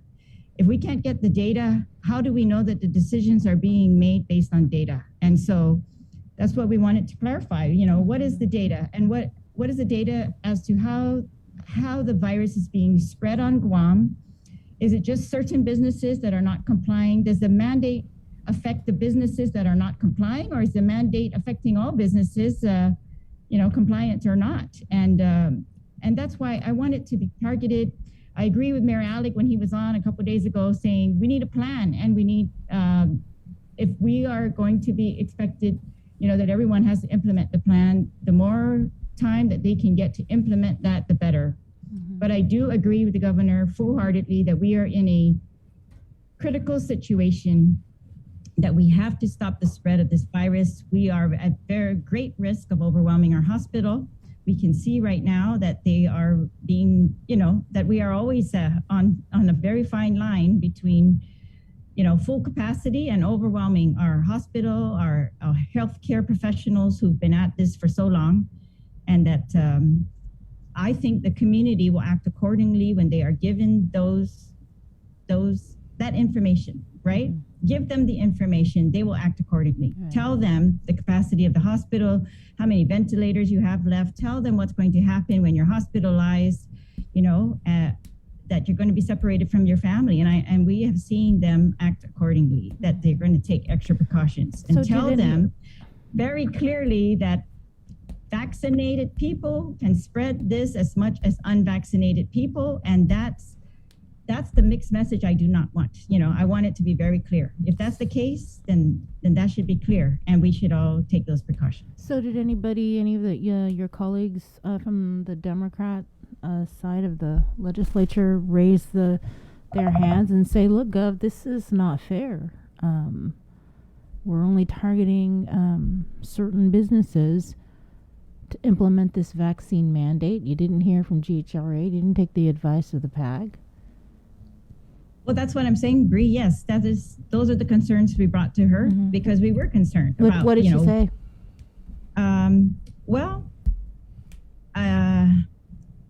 I'm glad that she revised her mandate. Let me say that, and I'm glad that the mandate was revised to include how we're going to treat private employees versus government employees. For example, if they have to be vaccinated, and they can't be vaccinated, that they can get tested instead. That's how we're treating government employees. So I am very glad she took one of my colleagues' recommendations to that should be how we're treating private employees if we have to do that. But my concern was that I wanted to make sure that we have the data, that we are targeting businesses based on that data, and that we are targeting vaccinated versus unvaccinated based on data. And so the data shows that both of them are carriers, and we should be acting accordingly. Right. And so when you guys presented that data, what did she say? And that we should, well, we're asking her to present the data. The data comes from public health. And so we want public health data as well to be consistent, right? So I know CHIMA's coming up, so that's good. But, you know, sometimes we hear what businesses are causing it, sometimes we don't. And we're back to this. We've been at this since day one, right?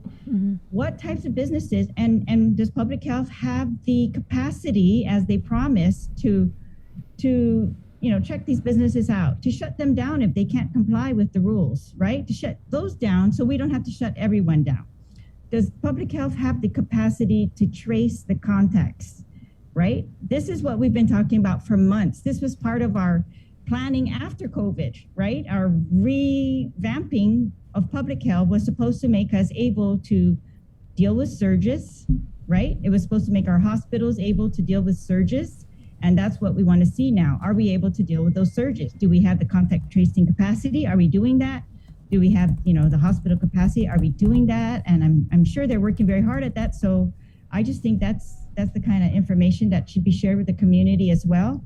And if we are able to give GHRA more time, you know, are we going to do that? And one of the, I guess, you know, just little inconsistencies was that there was it was an immediate mandate, yet there was a September 6th enforcement deadline.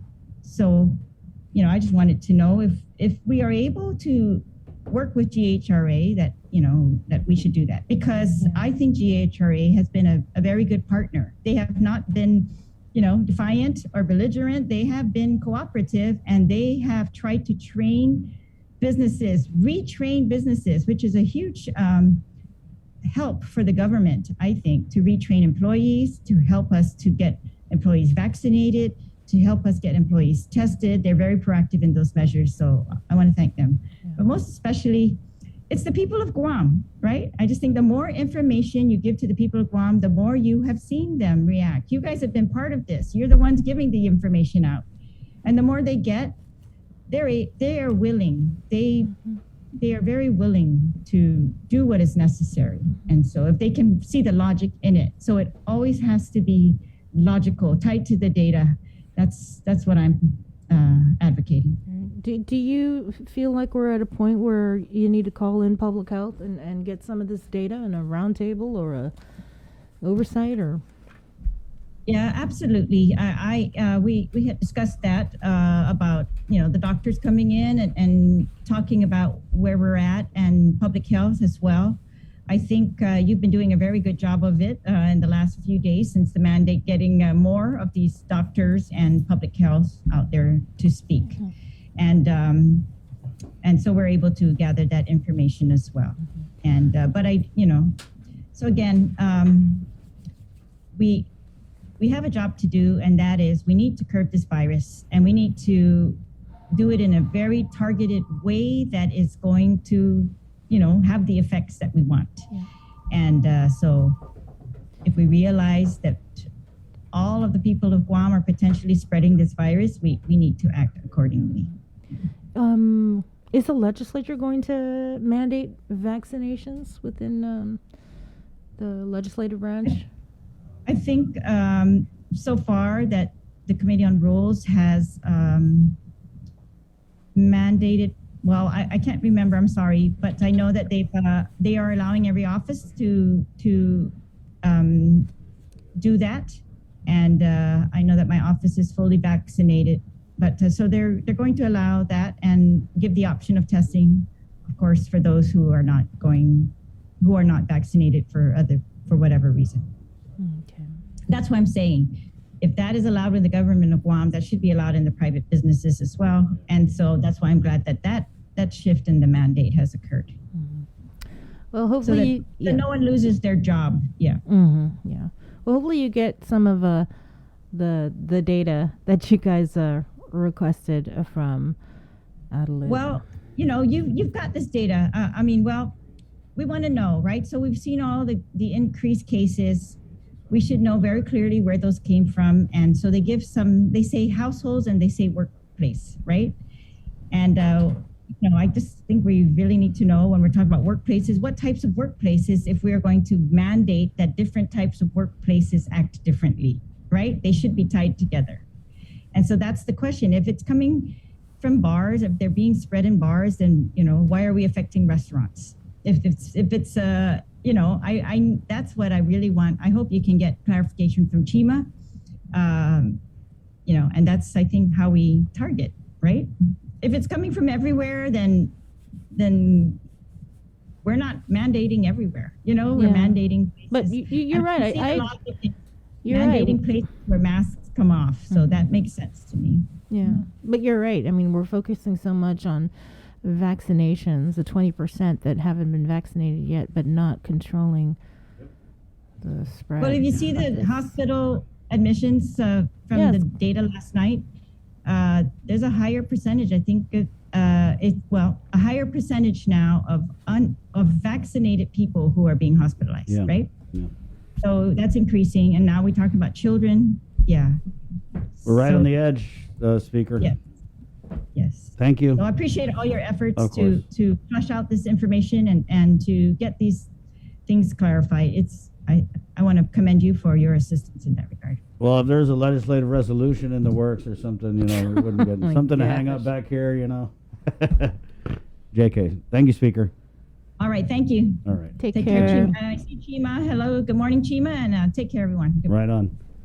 We got to take a quick break, really quick. We're coming back with Chima. We got John Fernandez, GDOE Superintendent, all right here on the link. Good morning. Looking for TV schedules? schedules? Podcast Network is back and on demand, featuring a great variety of podcasts from our island and region, including culture, lifestyle, awareness, crime, politics, commentary, comedy, and entertainment. Available on most streaming platforms.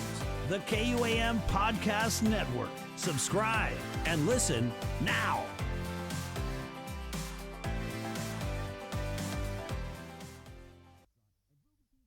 The relationship between Guam and Manila, Philippines is undeniable as we share similar cultural traditions, history, and heritage. With generations of Filipinos calling Guam home, KUAM presents a monthly look at the capital city featuring in-depth and engaging interviews on everything from medical tourism to new business and government leaders. Veteran newscaster Nestor Lecanto delivers Beyond Our Borders. This special program is brought to you by KFC and the Medical City, where patients are partners. Get the job done the right way by getting the right stuff at East West Rental Center. With years of experience helping builders, we definitely got what you need. Call 646-1463 or visit us in Upper Tumon. Open Monday to Saturday from 7 a.m. to 5 p.m. and on Sundays from 8 a.m. to 5 p.m. GU Self-Storage, conveniently located near the Harmon McDonald's, offers fully covered loading and unloading area with individual pin-coded gate and door access. Call us today at 648-7867 for more information. Say hello to the First Hawaiian Bank mobile app. Got a question about your finances? You've come to the right place. Bring all your accounts together, even those that aren't with us, and see the big picture, right down to the smallest detail. Unlock powerful tools like Insights and Money Map that help you save time and take control of your finances. When you connect accounts with the First Hawaiian Bank mobile app, it all starts with yes. Do you feel like you're missing out on something? Make life more rewarding with Pacific Points. Earn and redeem points for bill rebates and free load at IT&E, discounts on fuel at Shell, vouchers at Foodies, and United Mileage Plus miles. You can even pay with Pacific Points at IT&E, Shell, and Foodies. Pacific Points. Do more, get more. After a year with so many games and events delayed or unplayed, the world is ready for anything and everything in the world of sports. KUAM Communications is ready with more games, more championships, and more specials that are guaranteed to bring out the fan in you. Don't miss a minute of gameplay from NBC on KUAM TV 8 or from CBS on KUAM TV 11. Every month, we'll bring you the action and excitement. Brought to you locally by Michelob Ultra, Superior Light Beer, Marianas Irrigation and Landscape, and Docomo Pacific. Just more great reasons to tune in and turn on so you'll fall in love with TV again with the best from KUAM Communications. Catch SportsLink on the KUAM News Morning Show, The Link, every Friday to hear about the latest in sports news, game schedules, athlete profiles, and more. SportsLink, brought to you each week by Cure Alkaline Water and Mariana's Irrigation and Landscape, airs every Friday across the multimedia platforms of KUAM. Tune into the broadcast on Breeze 93.9 FM, on KUAM TV 11, live streaming through the KUAM News Facebook page, or view highlights on YouTube, KUAM News Facebook, and Instagram. SportsLink is hosted by Dave Delgado through KUAM Sports, and he will make sure that everyone knows what is happening on the fields, in the gyms, and everywhere in between.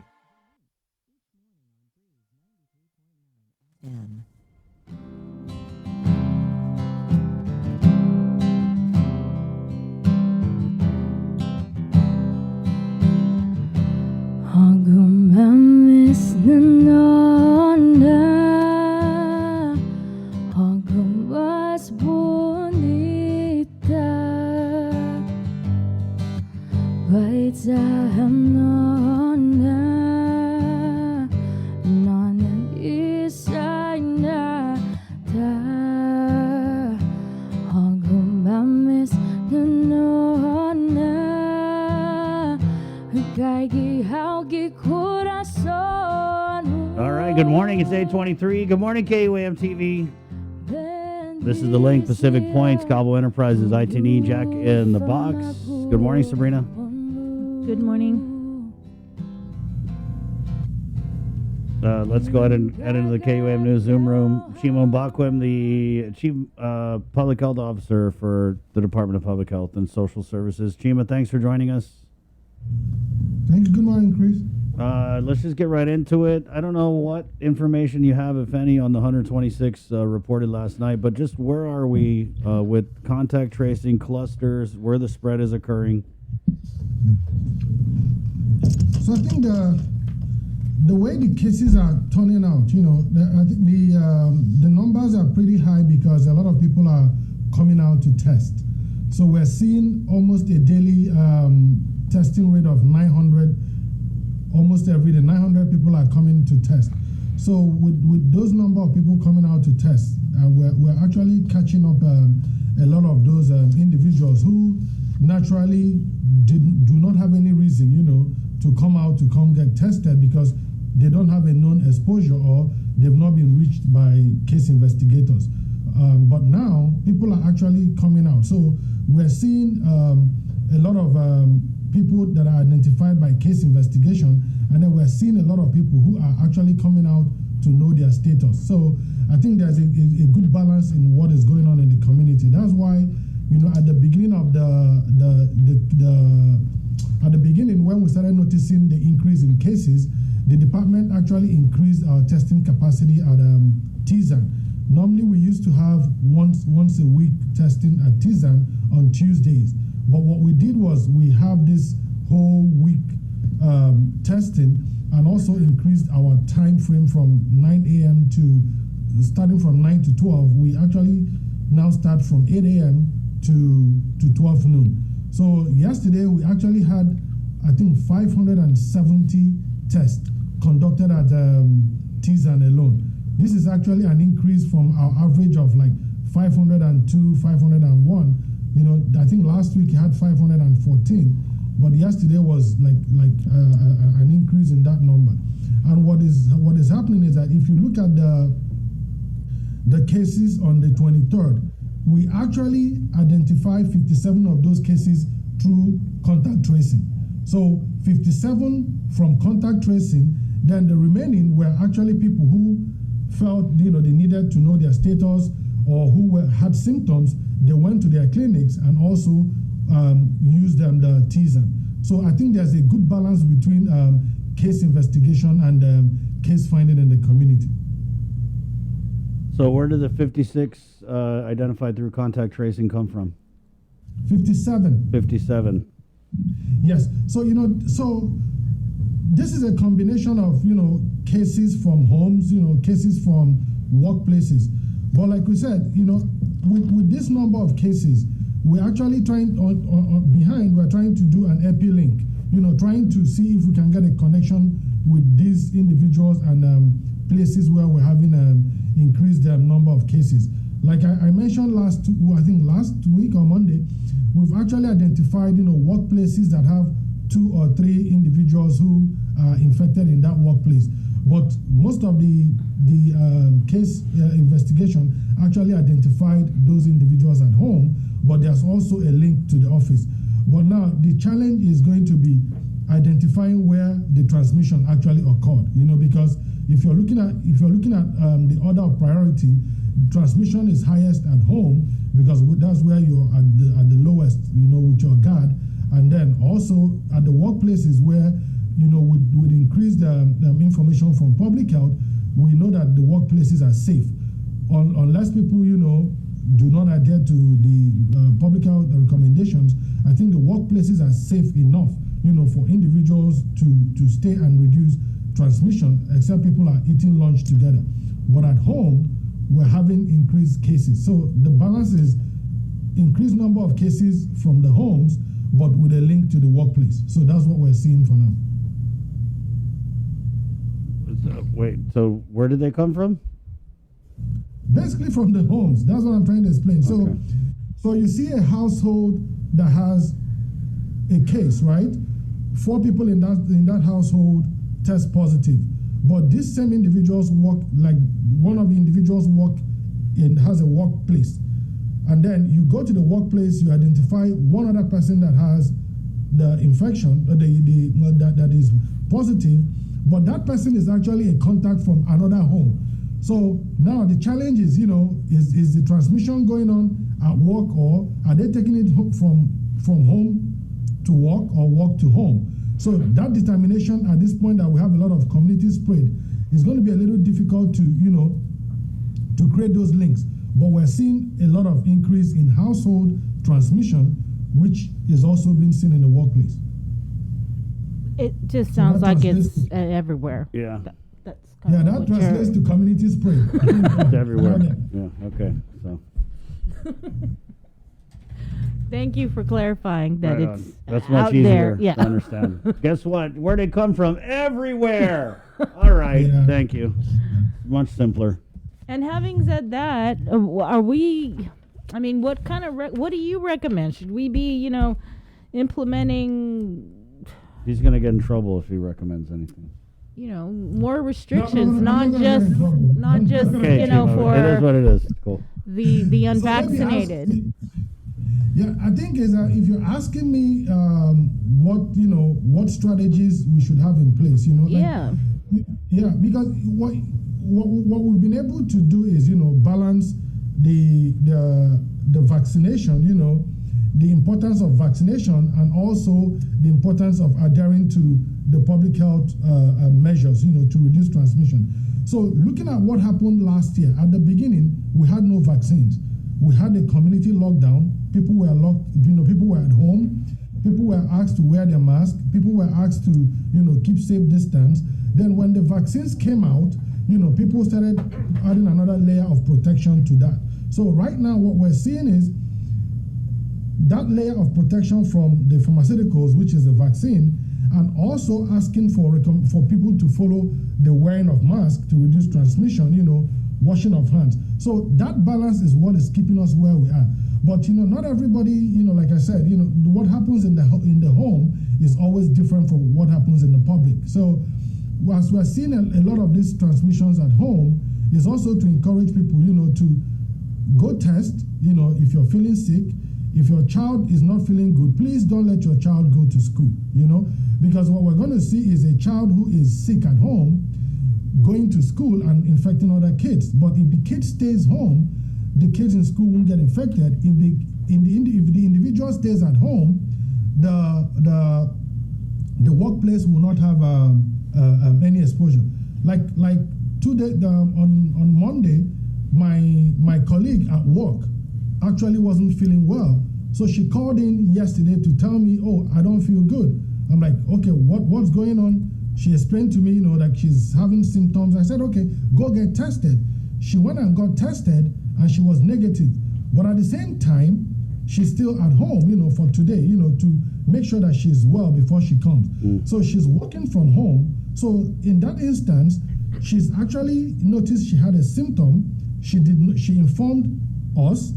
She stayed home, she got tested, and she's cleared. So that means right now, I'm sure that I'm not infected. I'm not exposed, but it doesn't stop me from wearing my mask. Chima, we did have a call. It's kind of what you're talking about too with the testing. Ma'am, thanks for joining us. Your concern again was about the community spread. So, I just wanted to clarify something because you're saying how, like, public health, how people aren't cooperative in giving information. So I'd like to correct you on that because I was one of them. I was exposed to a clinic.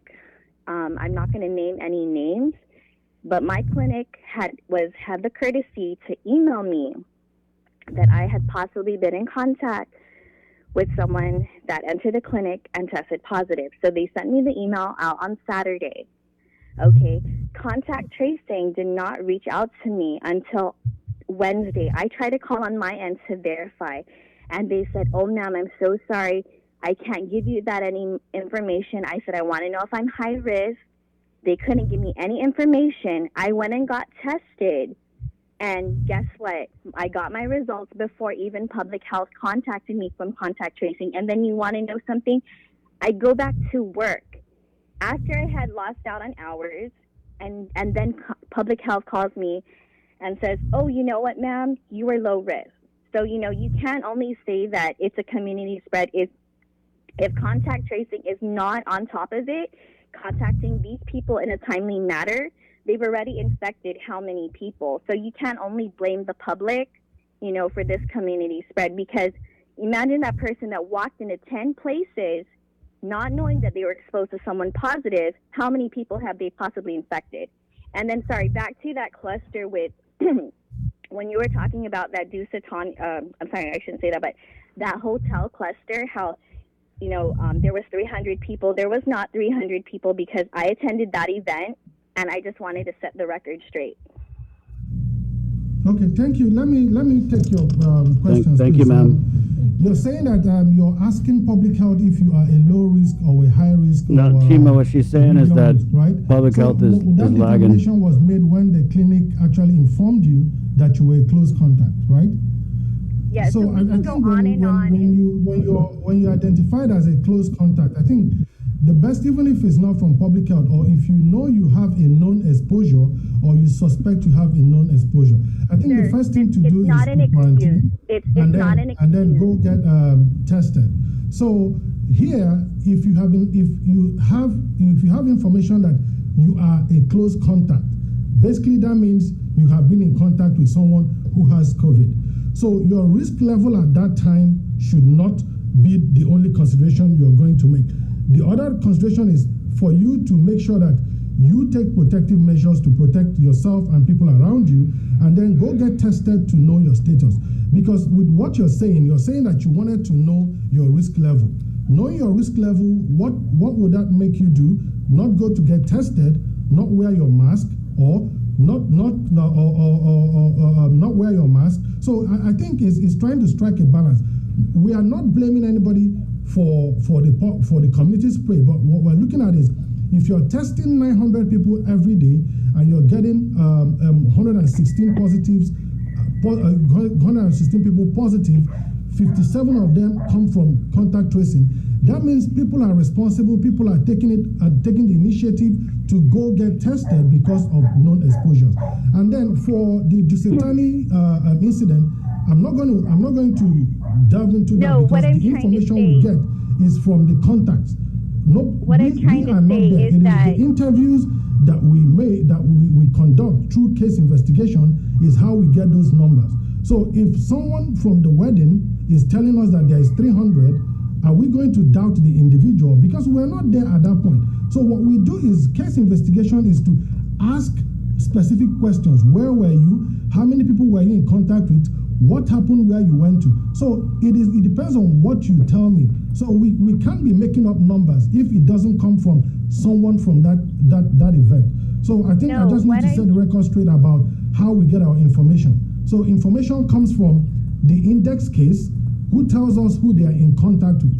So I think the community spread is showing that people are being exposed in places that we don't know, except they tell us, but we increased the testing to make sure that people have that avenue to go get tested, not just knowing your risk level. It's about knowing your status at that time. If you've been informed that you are exposed to an infectious disease that takes 15 minutes, the question about low risk and high risk should take the backstage. Now that we know we have a lot of community spread, the important thing is to make sure that you wear your mask, protect your family, protect the community, and go get tested to know your status. So I think we need to strike a balance on what our roles and responsibilities are as individuals to protect the community. So that's what I'm trying to put out there. Yeah. Nobody is blaming anybody, but what we're saying is that the numbers are showing that there is a community. You guys are blaming the unvaccinated. The numbers don't lie. Chima, let her speak. Like a few months ago, we're testing an average of 900 a day, which is a huge number to test in one day. So that means we're almost averaging. Chima. In 5 days, we're averaging almost thousands of tests. And the result is what we're seeing. So we are using case investigation, we're using case finding, and the results are clear.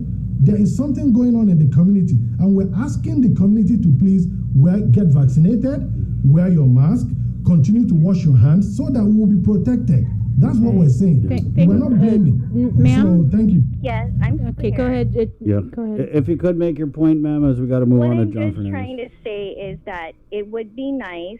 I'm not trying to blame. I'm just trying to say is that by the time the public, by the time I am contacted, it's already too late. It's how many days had lapsed in, and I'm only being contacted and how many people that I came in contact. That's what I'm saying is that people need to be held accountable. I want to thank those healthcare workers, yes, that are doing their part, going out there working at, whether you're, a police officer, a firefighter, a nurse, working the COVID sites. What I'm just saying is that public health, for the contact tracing, you guys have to be on top of it, because if you're not, this is what's happening. I'm not saying, yes, the community is partly to blame for that, but you do have the unvaccinated and the vaccinated. But, everyone has to take that precautions. And what I'm just saying is, it would be nice to be contacted in a timely manner, not like after so many days that you've already exposed how many people. Ma'am, you raised some good points. Chima, I know you got that meeting. Chris, I wanted to clear the air about this, contact tracing and contact investigation, and explain it clearly so that you understand what it is, right? Yeah. If someone is a case, that is one individual. That person gives you the names of everyone they've been in contact with. That is when you contact those individuals and tell them that they are exposed. So they should go get tested, right? But if that person does not give you those names, you only have one case to contend with one. But what public health is doing is that because we are seeing an increase in cases, we're asking community members to go out and get tested to know their status. Even before we contact you, you will know your status, because we actually have the testing available and it's free. It's 5 days a week. So when you now go there and know your status, it actually tells you what you should know at that point, if you're infected or not infected, so that you continue to practice the public health measures. But if you're telling me that you're sitting at home hoping that somebody is going to call you when the index case have not given us your name, then that is where the confusion is. Because if we're following that practice, what we would have been doing today is having the test site at Dedido, where we make appointments for close contacts that were named by the index cases to go get tested.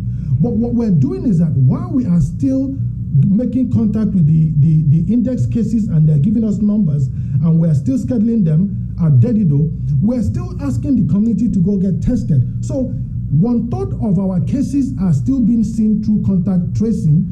At the same time, we have the 2/3 of our cases that are being seen at the test sites and at the clinics. So there's a balance. Know your status by going to the test sites. When you know your status, then you continue to wear your mask, wash your hands, get vaccinated, then you're protected. But if you're sitting back to say, oh, I'm waiting for public health to contact me, what if they don't tell us your name? like you said, the clinic actually contacted you to let you know that you were exposed. And immediately the clinic tells you that you're exposed. The only option you have is to go get tested to know your status, because right now there's that testing capacity at Tizan, and then you continue to wear a mask and stay safe. Because at the point the clinic has contacted you, you've actually been informed that you are exposed. So if the index case does not mention you to us, but already the clinic has mentioned you has actually contacted you. So we're looking at the information we get is the information we get from the individual who is positive. We don't make it up. We don't think it, we don't make it up. It's not an assumption. It has to be from the individual who is infected, who has been tested, who is positive, who will give us a name and a phone number to reach that individual to tell them that they've been exposed. Because at that point, what we have is your exposure information. Then when you go get scheduled and you get tested, then that tells you if that exposure you had actually there was a transmission with that exposure. And then if there's a transmission, your result will tell you exactly that you are positive. Then we will contact you to ask you who you are in contact with. So that is how it goes. So, but at this time, we're having a lot of community spread. We have cases in pockets in the community because people are actually coming out on their own to go get tested. We have 570 people yesterday that got tested that were not referred to public health. These are people that woke up in the morning and lined up to go get tested because they feel they have an exposure or they just want to know their status. So it's just trying to make you understand better how the process is. So that we, I think it's more of information and education so that the public will understand that we are opening up the test sites for people to know their status and also try and be safe. Chima, thank you. Sorry, ma'am, we really got to get to John Fernandez, but Chima, I'm just going to say on this note, we have been overwhelmed with comments, calls from people who are going to get tested, and because it's the 24-hour test, we have a comment here from a woman who got tested Saturday, hasn't been contacted by public health. I hear this all the time. So I think the real point maybe the woman was trying to make was that the community's taking the heat for the spread, but public health, whether it's manpower shortage or just because we're so deep in this surge, that the response is not timely. That's all she was saying, and Lord knows we see it everywhere. We see it in the comments. People all the time are complaining about not getting called by public health, and I guess the dangerous thing about that is some people are not responsible, and while they're waiting for these results, if they're positive, they could be out going wherever, you know what I mean? And some will wait and wear the mask and all that. So that's all it was, Chima. It's just if we could get the calls quicker. I got to run before I get out, let me give you an assurance, right? Everyone who tests positive is actually informed to isolate. The challenge is reaching the negatives because, we call them, we try to send those messages. But for anyone who is a positive case, that person is informed immediately the result comes out of the machine. So I need the community to have that assurance that whoever is not contacted same day or immediate or 2 hours after your test, that means you are not positive, but that doesn't mean you should be walking around, until you get contacted. So we are working so hard. We are calling people. People are receiving calls. Sometimes we get people that, you call them, their phones are busy, you have to move to the next person. They try to call you, they don't get back to you. And then the following day, we try to get back to those people. So it's a back and forth, but the assurance is that anyone who is positive is actually contacted and isolated. Thank you. And you could also download the Guam COVID Alert app. Oh, yeah, there's that too. Thank you, Chima. Thank you so much. Okay, we'll see you. Right on. Yes. Wow. Chima, you deserve a vacation. Yeah. Well, let's just move right along here. Ooh, I don't know how you follow that. But we got an idea. Superintendent of Education, John Fernandez. Good morning, John. Half a day and good morning. Good morning. Where do we want to start? Let's just start with positives in the with students attending GDOE schools. Man, John, I'm sure you've you're well aware, the level of fear, frustration, anger, I mean, it's really reaching a boiling point with these parents. Yeah, and so I understand, I definitely understand the fear and the concern. I mean, generally, with the community and with the numbers that we're seeing, we like everybody else, we track the community numbers, and then we're tracking our school numbers. We're tracking the number of kids who are vaccinated on the island, and just try to we're educators. We try to look at data to inform to inform us about what's happening in our schools, and also to give us give us information that we can then use to make decisions about how to move forward. So I would agree. I mean, if we look at what we're looking at, the 7-day positivity rate, it's at 7.6% compared to being below 2% in the during the best of times, and you've got 372 new cases a week, per 100,000 residents. That is definitely 3 times higher than what we were tracking in August. So generally speaking, we understand, because it's a community-wide issue that's going on, and we really hope that the governor and all those who are making decisions island-wide are able to really figure out how to successfully support the community in containing the further spread and the further impact on our healthcare system, which I think is what's driving a lot of these issues, knowing that the hospital beds and ICU spaces are filling up, and there's an inability to take care of additional patients who are coming in during this time. So when it comes to the schools, we've been very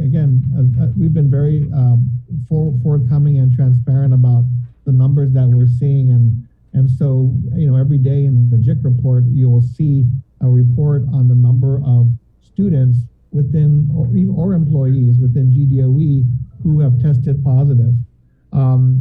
Usually when the report comes out in a paper or on the news story, it gives you the entire total. So you might be hit with a number of maybe 12 or 8 students in GDOE are positive, but we're tracking this, and we provide it in the Joint Information Center reports on a school by school basis, because what we're really looking for is we know that there's a likelihood of given the cases out in the community, over 600 active cases, we know that there's a high likelihood that that household has a child who may show up at school and later on be identified as a positive, just based on contact tracing from the case or whatever situation happened to affect that household. And so we anticipate that those cases may show at our schools, and that's what we're seeing. If we look across the school system, we have 20 cases in our elementary school system. In our elementary schools, we have our 24 cases in middle and high schools. At the most, we're seeing, Untalon and John F. Kennedy with 4 cases each, and then of course at the lowest, we see 1 case at many of our schools. We're looking at these numbers in comparison to the in-person enrollment, the number of kids who show up every day at school, and that percentage is really low at the moment, meaning 1% or less than 1% for most schools. I think the only school that's hit 1% is Liguan, but that's because it's a small population to begin with. We're tracking that, and as every case comes through, working closely with public health to ensure that contact tracing is done, parents are notified, and then we go through the quarantine and testing procedures before any student or any employee is allowed to come back to school. What we're really watching for, and I think this is the important issue, we anticipate that we'll see cases, and our job is to prevent any risk of spread from a student to another student, from a student to an employee, and so forth. What we're very pleased to know at this point, even within this overall public health emergency, what we're pleased to know at this point in our work with public health is that all of these cases, all 44 of these cases, are traced back to an incident or an index case outside of school, and there is no evidence at this time of any spread from student to student, student to employee, or vice versa. And I think the way we identify spread is a couple of ways. One is we start to look at for clusters of cases at any one school to see whether if there's more than one case, how are those let's track those cases and then work with public health through their contact investigation to determine if there are any links between cases happening at the school, so that we can determine whether there is any potential spread within the school facilities. But at this point, what it looks like is what we're doing at school is trying to fend off cases that are coming in from the outside, and our strategy to fend off these cases is to implement the safety protocols that we have at school, from universal masking, hand sanitizing, and so forth, physical distancing. What we've done this week, because I know we had a lot of concern about the protocols in place, is we just told that we just invited Director San Augustine and his team to come visit schools with us, because we're already visiting schools to see what's working and to identify things that are challenging to the schools, to determine what we can do to support the schools.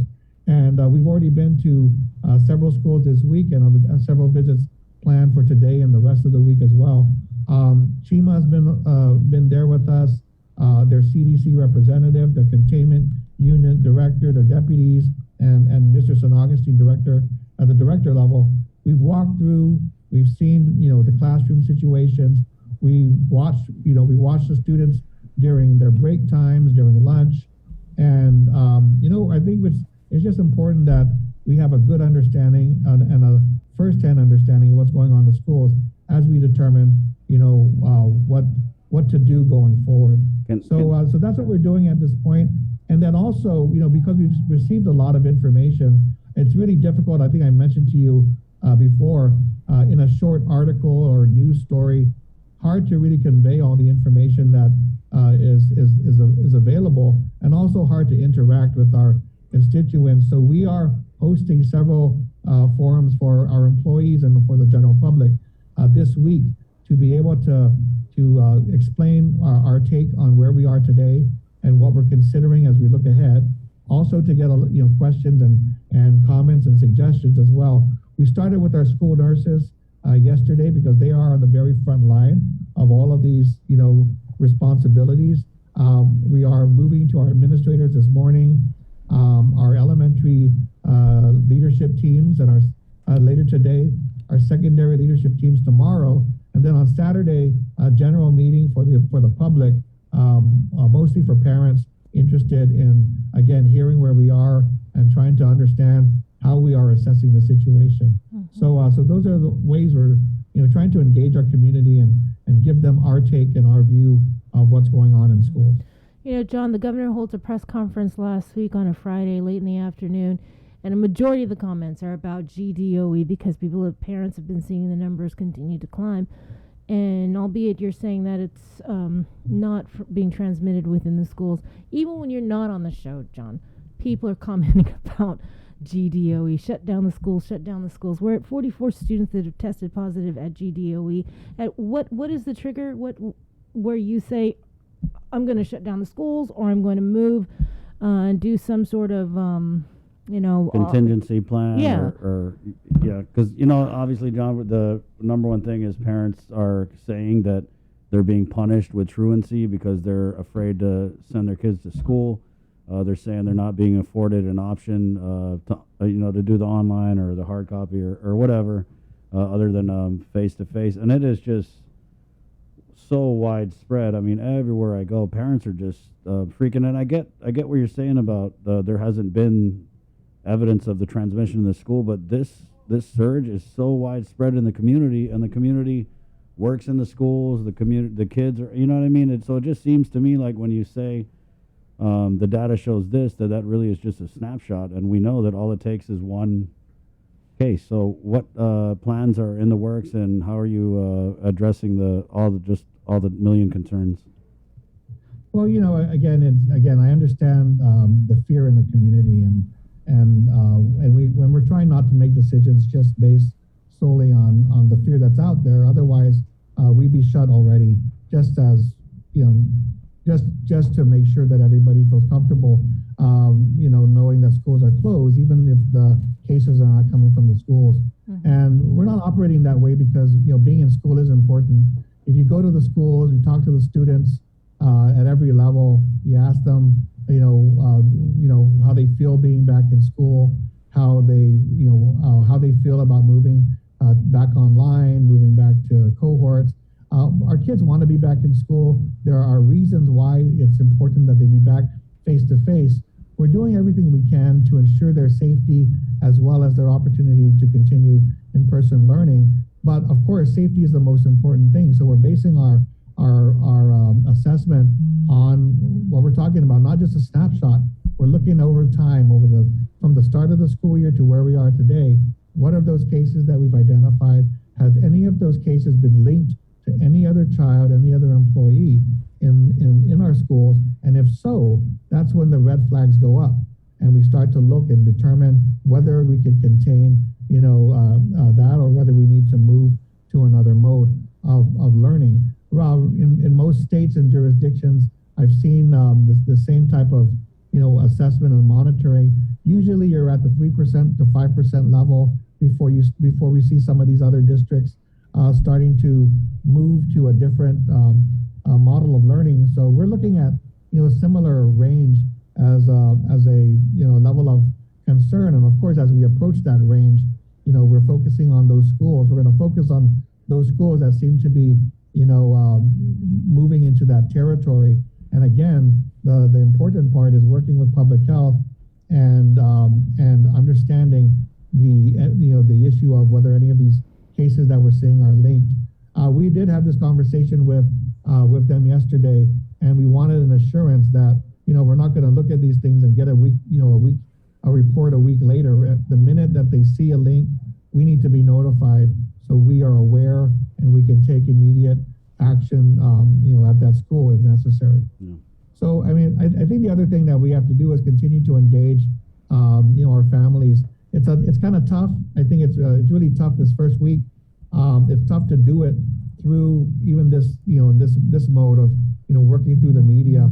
We're trying to figure out ways to directly communicate with our families as well. And so we'll see how this Saturday goes, and we'll see. We'll have a lot more data by then. We'll have a lot more information on what's happened to those those close contacts who were quarantined and tested as part of the initial cases that were reported, and really share what our thoughts are and what our approach is as we look ahead and continue to monitor these cases. At least kind of share what's going on behind the scenes in terms of the thought process, the monitoring, the communication and collaboration. Behind the scenes, there is a lot of activity going on. Our nurses are really on high alert. They're working closely with the administrators, with our social workers to contact parents, with central office to make sure that everyone's on the same page and that guidance is provided should there be any questions. So behind the scenes, a lot of activity, and of course a lot of concern. Everybody's concerned that we try to nip this in the bud in terms of the school safety. But again, we understand a lot of uncertainty out there, and maybe not a lot of confidence because people don't know what's happening behind the scenes. And we want to share what we're looking at, share what our process is, and our preparation for other scenarios. And hopefully, this weekend we can see whether that will help. Those who participate and get a chance to be a part of that conversation. Is this operations in, was it KASU? Well, we have a debate going on between our Chamorro teachers. It's either, it's operations in KASU. Our board member, Maria Gutierrez, I think she's, from the, going in the CNMI version, she's Operation Zangin in KASU. But what it really means is it's our backup plan. It's just in case is what it is supposed to mean literally. And what we're doing is, obviously throughout this pandemic, we've planned for alternate scenarios. What we're looking at now is in the event that we have to shift operations, what are the options, and are these already, and can we clarify, the operational shift that will be needed at every school. So we wanted to make sure that we worked with all of our schools to ensure that they were updated in terms of their plan to shift if needed. And what we're thinking through right now is, again, it really depends how this occurs. If we're talking about one school where we see a cluster of cases that gives us evidence of spread, and we decide to address that one school, the opportunity to go back to cohorts and limit the number of children on campus is definitely a plan that is being put in place. And then the other is, if in the event that we need to close and shift online, making sure that all the plans are solidified and updated in the event that that happens. So we're doing it on a school by school basis because those situations could happen where only one school is affected and the other schools are allowed to continue operations. But they also would be relevant in the event that the governor says, the community situation has gotten so hot, so precarious that we have to shut the schools down entirely, and every school has its plan ready to activate in that case as well. So again, this is something that we've been working with schools on just to update and to make sure that we're all on the same page as we monitor the situation. And then when that time comes, and if that time comes, those schools will be prepared. So, I guess while we wait for the governor to address the transmission of COVID, what is the trigger for GDOE to implement this operations in CASU? Right. So, like I said, there are two ways.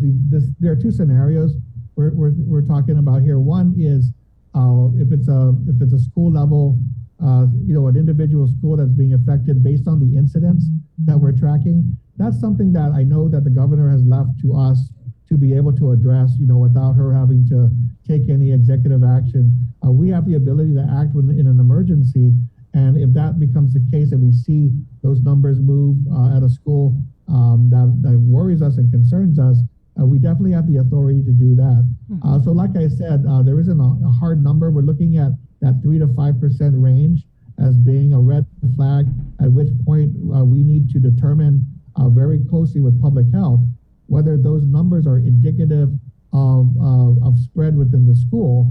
And if so, then that is sufficient for us to move into implementing a new plan. I mean, the operations in CASU for that situation. And again, that's based on the incidents, and that's why we're sharing the information that we have at schools with the public, so they can also track alongside us here at the central office and at our schools.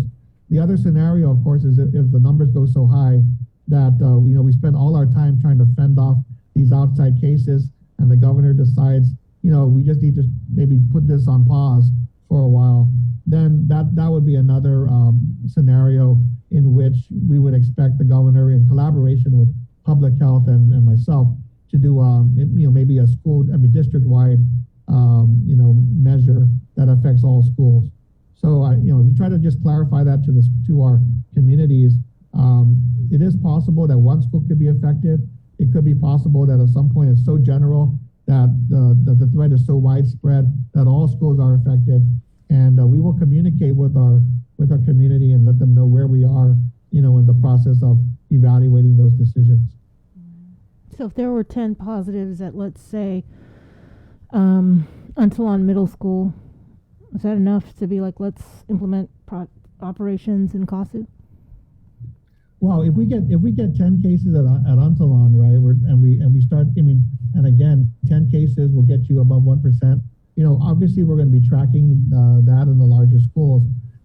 Even before we hit that 3 to 5% range, and just like we did yesterday, we were at Antolon yesterday, and of course the conversation there was, we have 4 cases. What is there any link? Are you able to tell us more about these cases?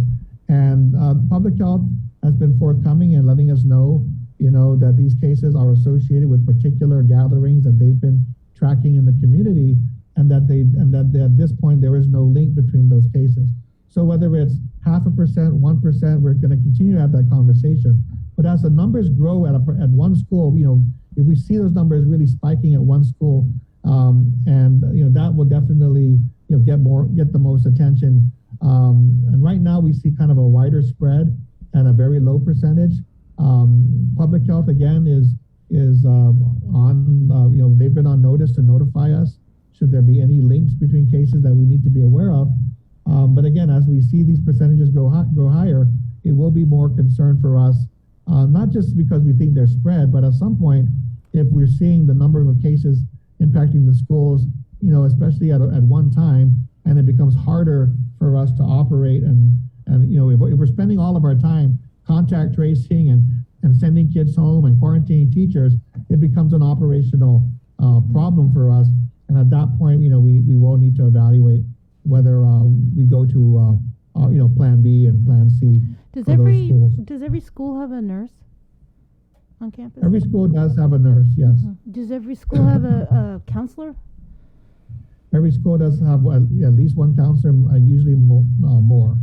And during when kids weren't going to school, we were all talking about the mental health of our children and the anxiety. But now kids are in school, and we're starting to see positives. How is the mental health of our children?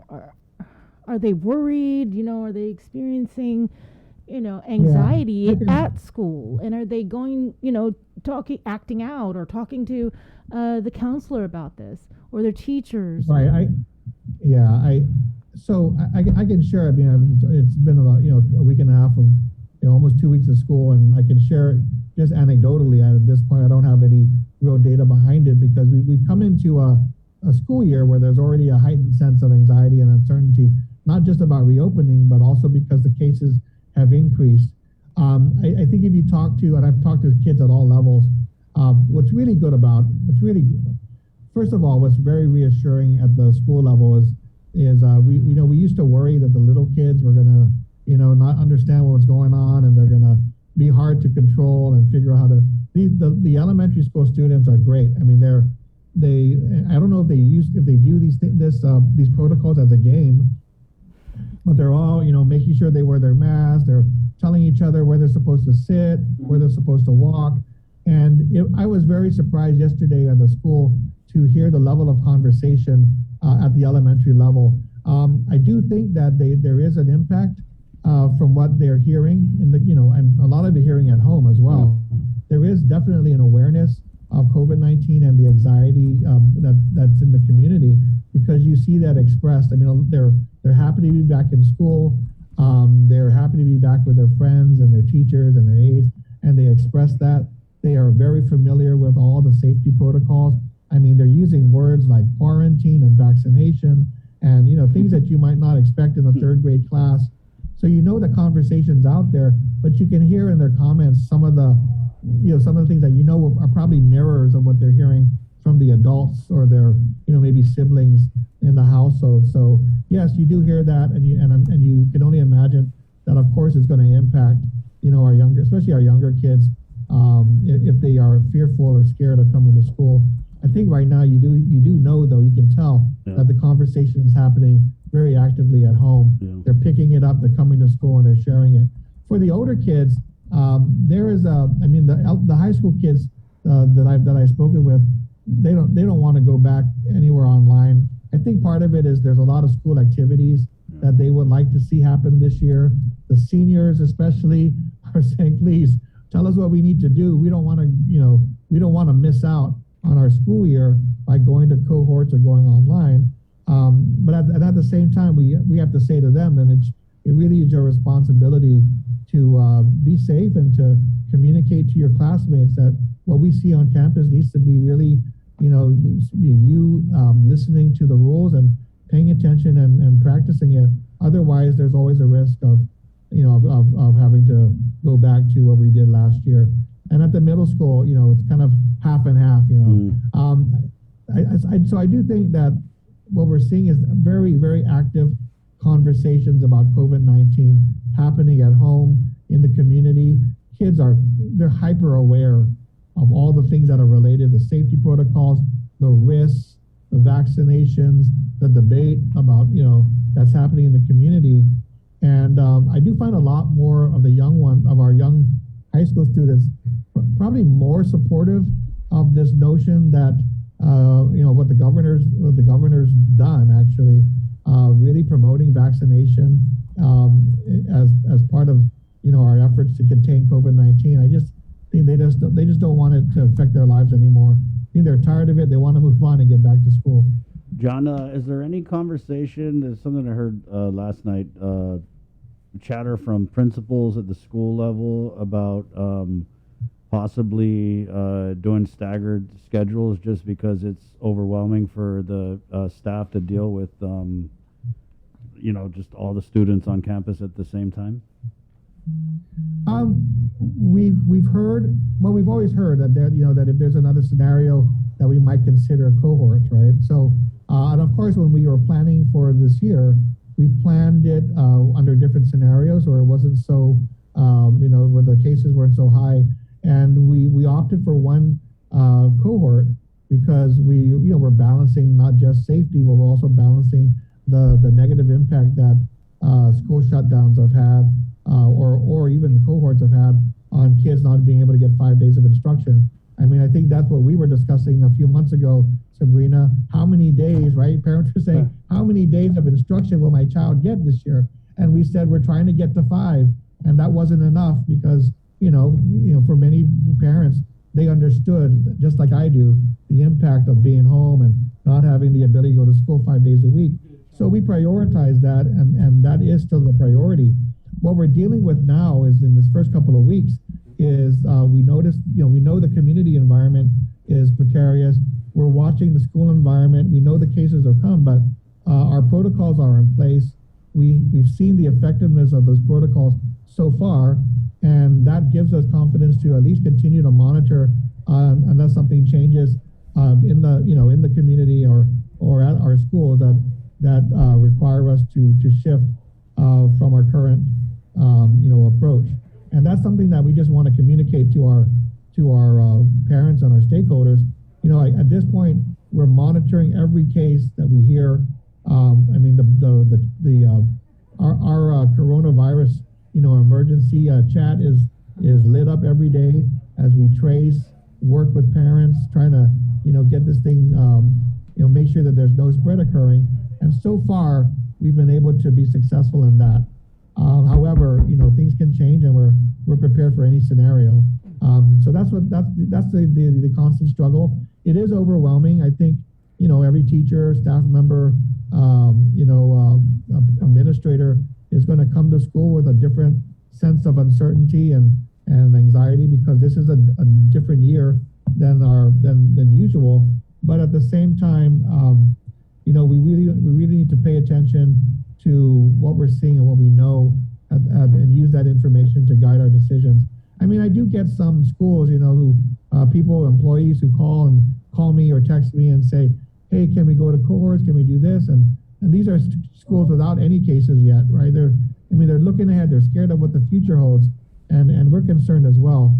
But right now, we're really paying attention to what we're seeing in terms of the cases that are real and before us, and using that information to guide our decisions going forward. John, the other thing, Sabrina and Chris, that I'm really concerned about, and this is of course is the conversation with public health, is we know that kids typically are showing in our cases they're almost all asymptomatic, or with mild symptoms. But of course, we know that in other places, especially where the masks are not being required, in states like Texas and Florida and Tennessee, you're seeing their numbers of kids being hospitalized, skyrocket. We're concerned about that. At this point, in my latest conversation with public health, no children have been hospitalized. We're very, very grateful for that, and we're going to continue to do our best to ensure that there isn't the spread of this virus to other children. But again, those are the things that we're tracking to make sure we're up to speed with what's happening with this additional surge. All right. Thank you, John.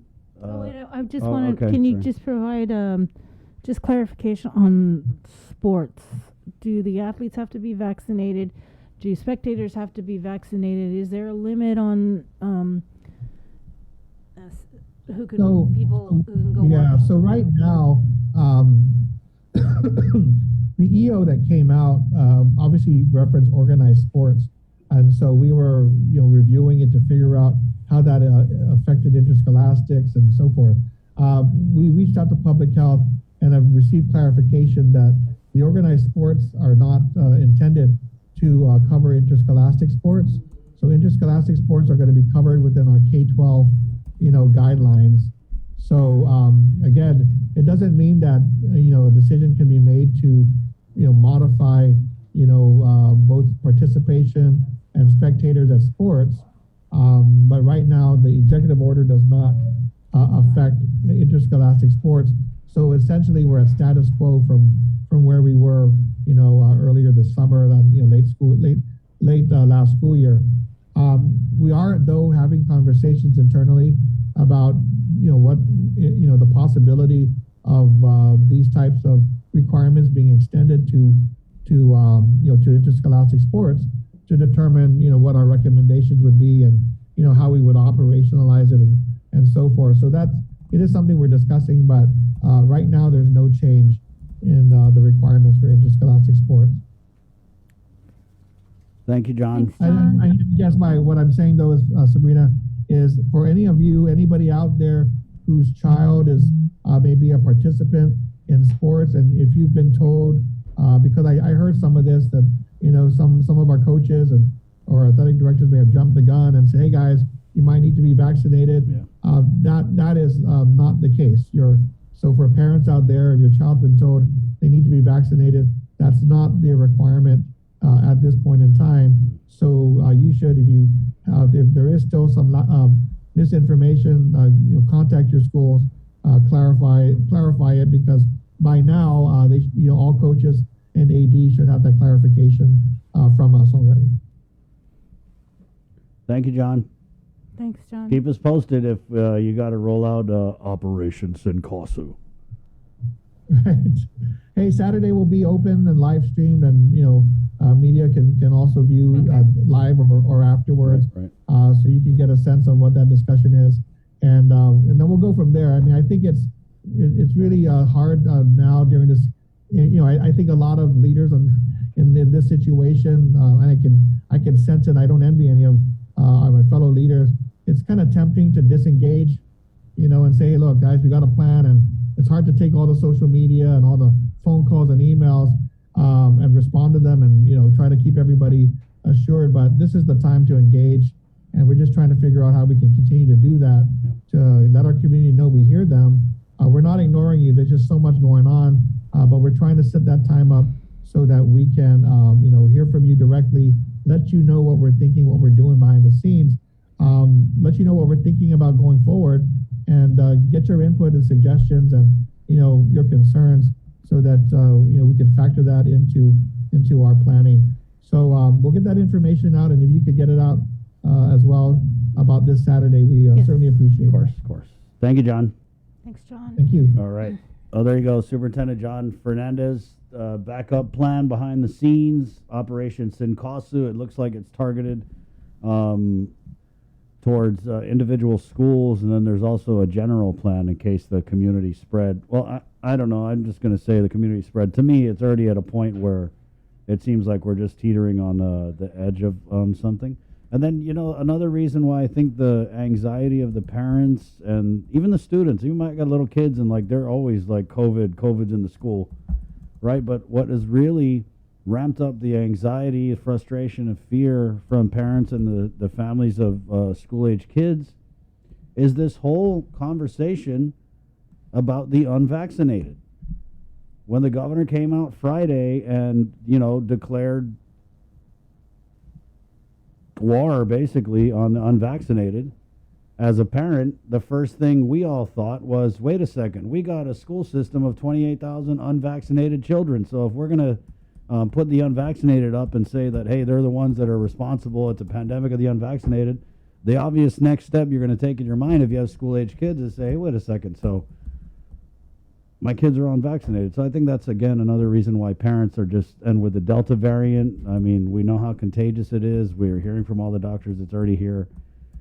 So, wow, it's tough, very, very tough. And I know that parents, they want to see something done, some kind of change, not, next week, or we get a lot of comments saying, don't wait until it's too late. And I think that's where a lot of people are right now with the school system. It's 9:22, Wednesday, August 25th. Quick break, and we're coming back with Mary Rhodes next right here on The Link. Learn more about KUAM Podcast Network is back and on demand, featuring a great variety of podcasts from our island and region, including culture, lifestyle, awareness, crime, politics, commentary, comedy, and entertainment. Available on most streaming platforms. The KUAM Podcast Network. Subscribe and listen now.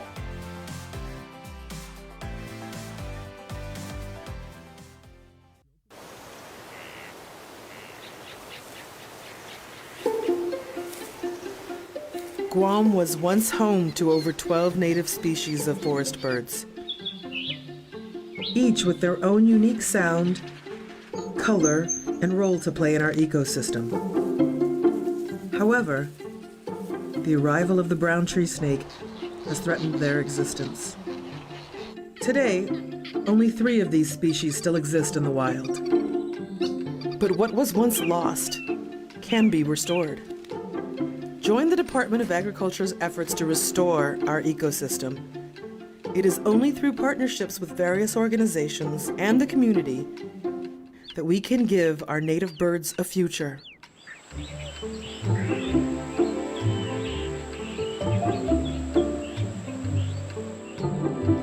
Support snake suppression.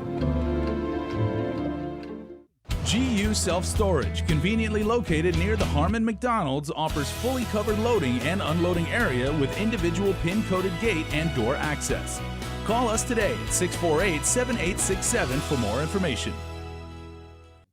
Say hello to the First Hawaiian Bank mobile app, where you get smart insights into your finances so you can make smart decisions with your money.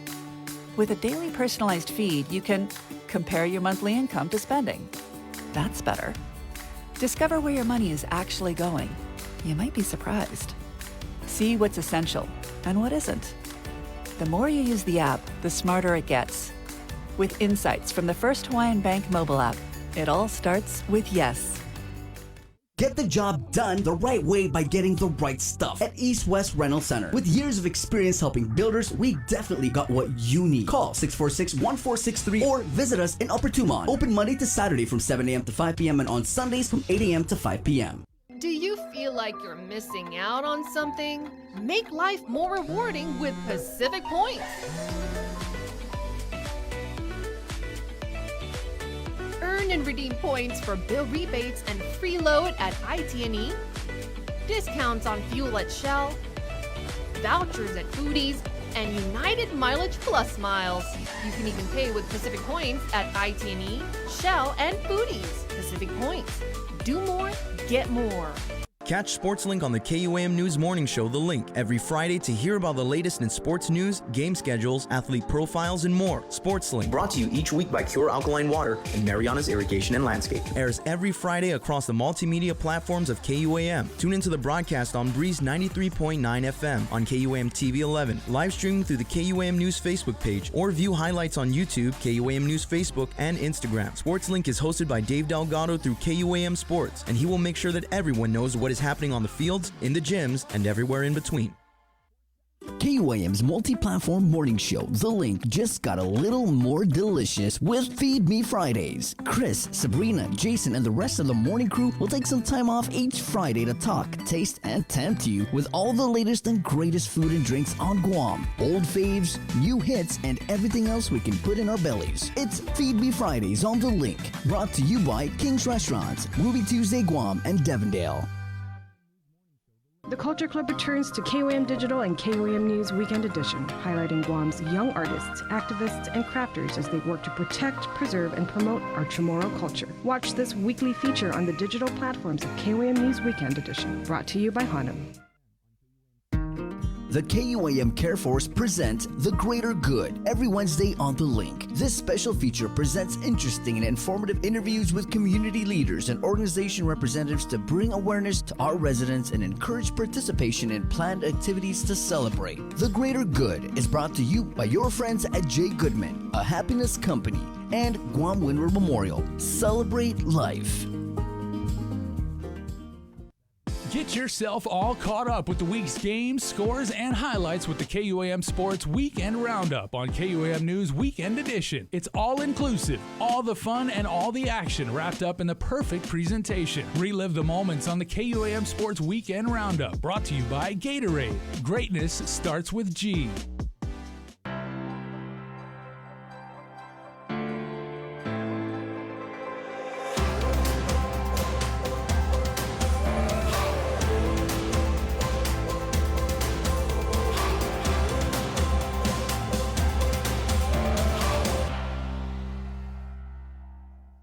See what's on TV tonight with schedules, network news and notes, local promotions and giveaways on KUAM Communications social media pages. Like and follow us on Facebook or Instagram now for all the latest and never miss out.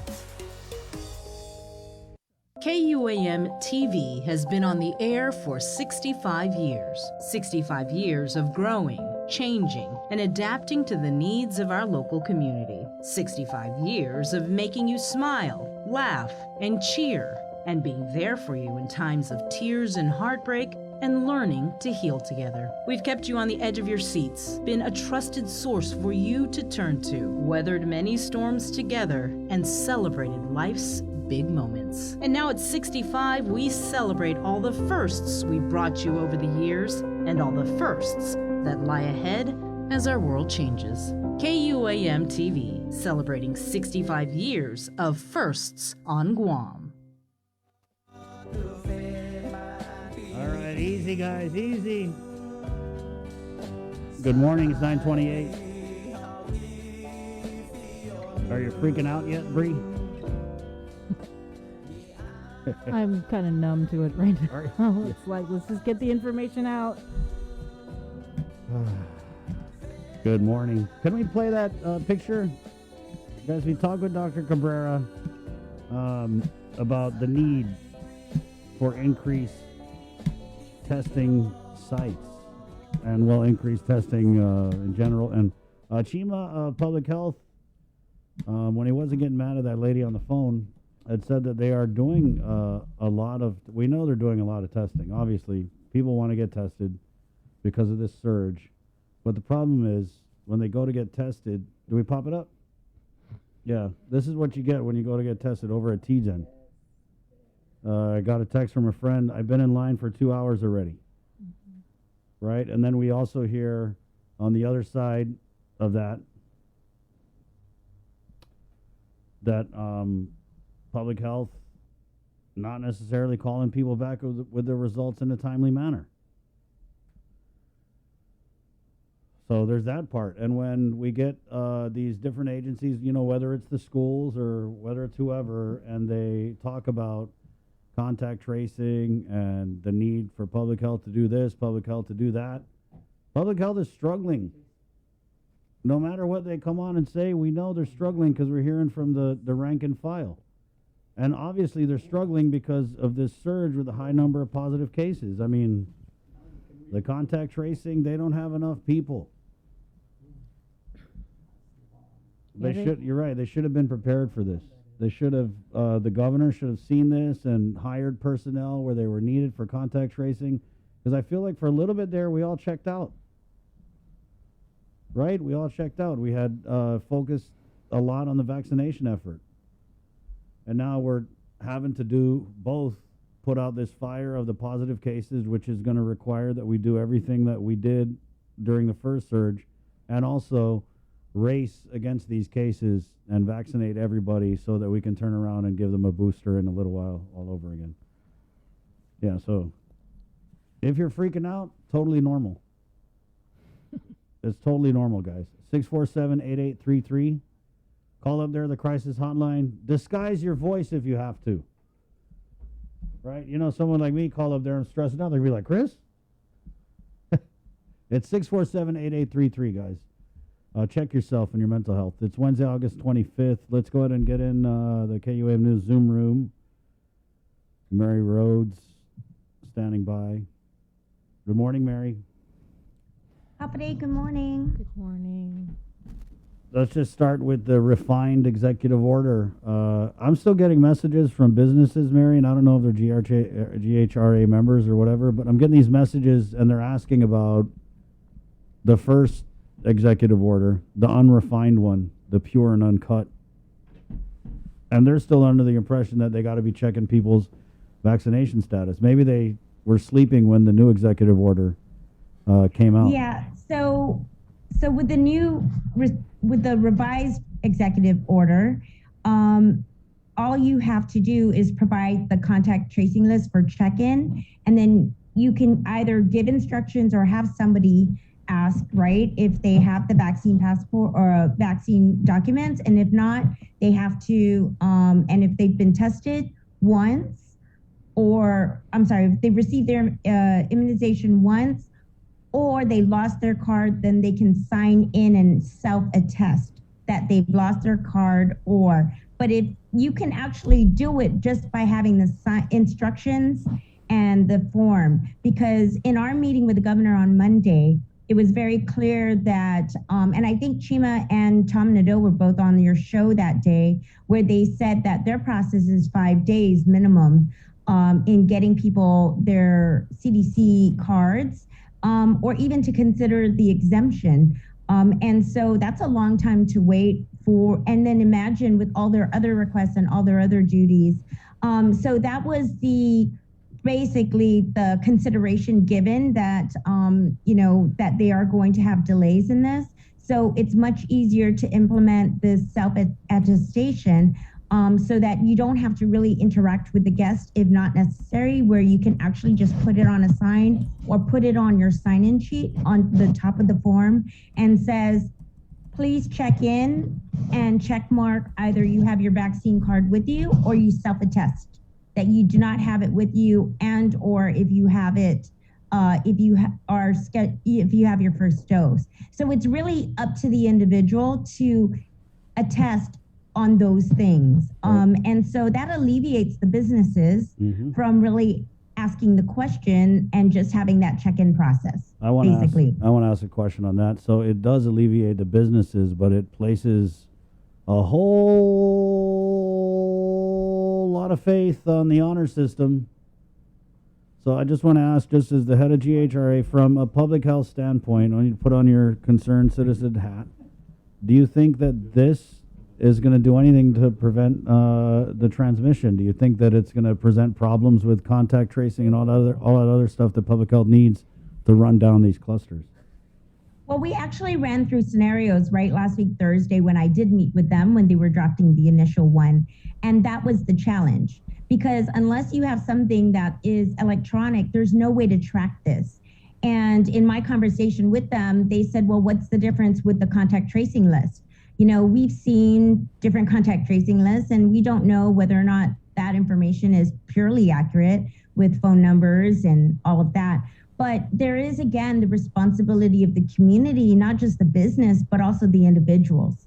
And that's what it comes down to, is if public health is not able to efficiently and effectively provide these documentations with regards to replacement CDC cards, or get people in time to get them back to work, or even to want to participate in the community as far as in dining or going to a gym or doing whatever social activities that are limited at this time, then it's really up to the individual to have that responsibility to either stay at home, make choices, or when they do come out, be ready to self-attest. Because all of the establishments should just really simplify their process and have that there, because again, it alleviates that. And I was very moved in that interview you had with Mo from Mosa's, and it was very hard to see that, because that was really the reaction the next day after everybody had seen that, is after dealing with challenges of implementing on day one Monday, even though it's not enforceable, that shows how businesses take this very seriously when changes are made and they effectuate change and how it impacts the community. And it's unfortunate that immediate changes like this, based on very quick decisions and fast implementation dates, and without it going through the operational process and knowing how, the domino effect of this, it really causes a lot of stress, a lot of concern, unnecessary, challenges for everybody. And it's really hard when you're working and having to change operations and with educating people in the community, but also getting your staff ready to deal with that is just extremely hard. And giving them more responsibility when everybody is afraid, right? So it's just, it actually was the only way to alleviate the businesses of having to ask that question without really having the liability issues, right?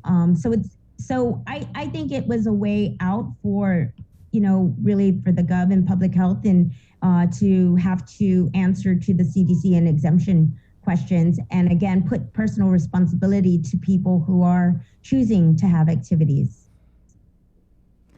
We had Chamber on Kathy yesterday, and even despite the refined executive order, the Chamber still stands and holds a position that they want to see a full rescinding of the executive orders. What is the GHRA's position? Yeah, absolutely. When we met with her Monday, it was actually after my interview with you on Monday. And in that meeting, we did ask again about going back to the 50% occupancy for all business sectors, right? Not just dine-in, for all business sectors. And keeping gathering at 25, especially as you heard earlier today with Chima and Public Health. Right now, with the challenges in contact tracing and people not actively using the Guam COVID Alert app, you have to understand that if it's community spread, then they really do have to limit gatherings. If they cannot put it on one type of industry or one part of the business sector, then why do we have limitations to certain types of businesses? It should be across the board. We should have limited gatherings at 25 as originally recommended by the PAG as well as GHRA. Limit gatherings to 25 until this surge is over. It's a reasonable request knowing that it's community transmission.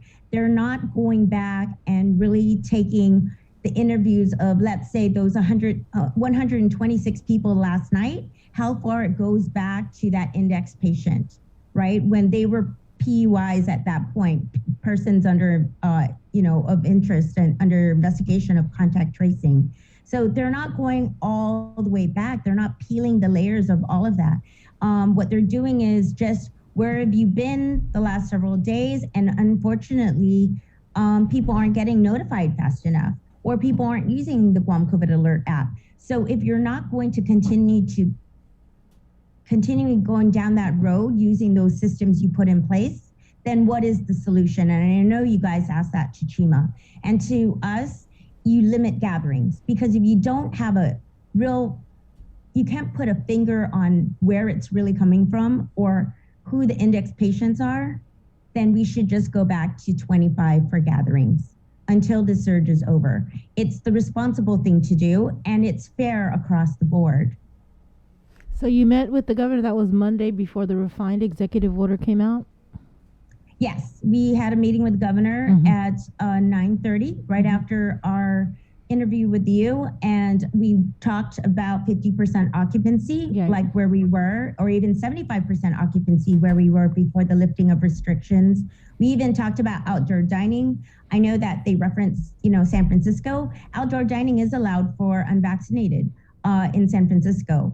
And so there are a lot of options that we still brought up again on the table. And so the only things that they reconsidered was allowing self-attestation because of the difficulty to get documentation out to individuals, whether it's your CDC card or your exemption.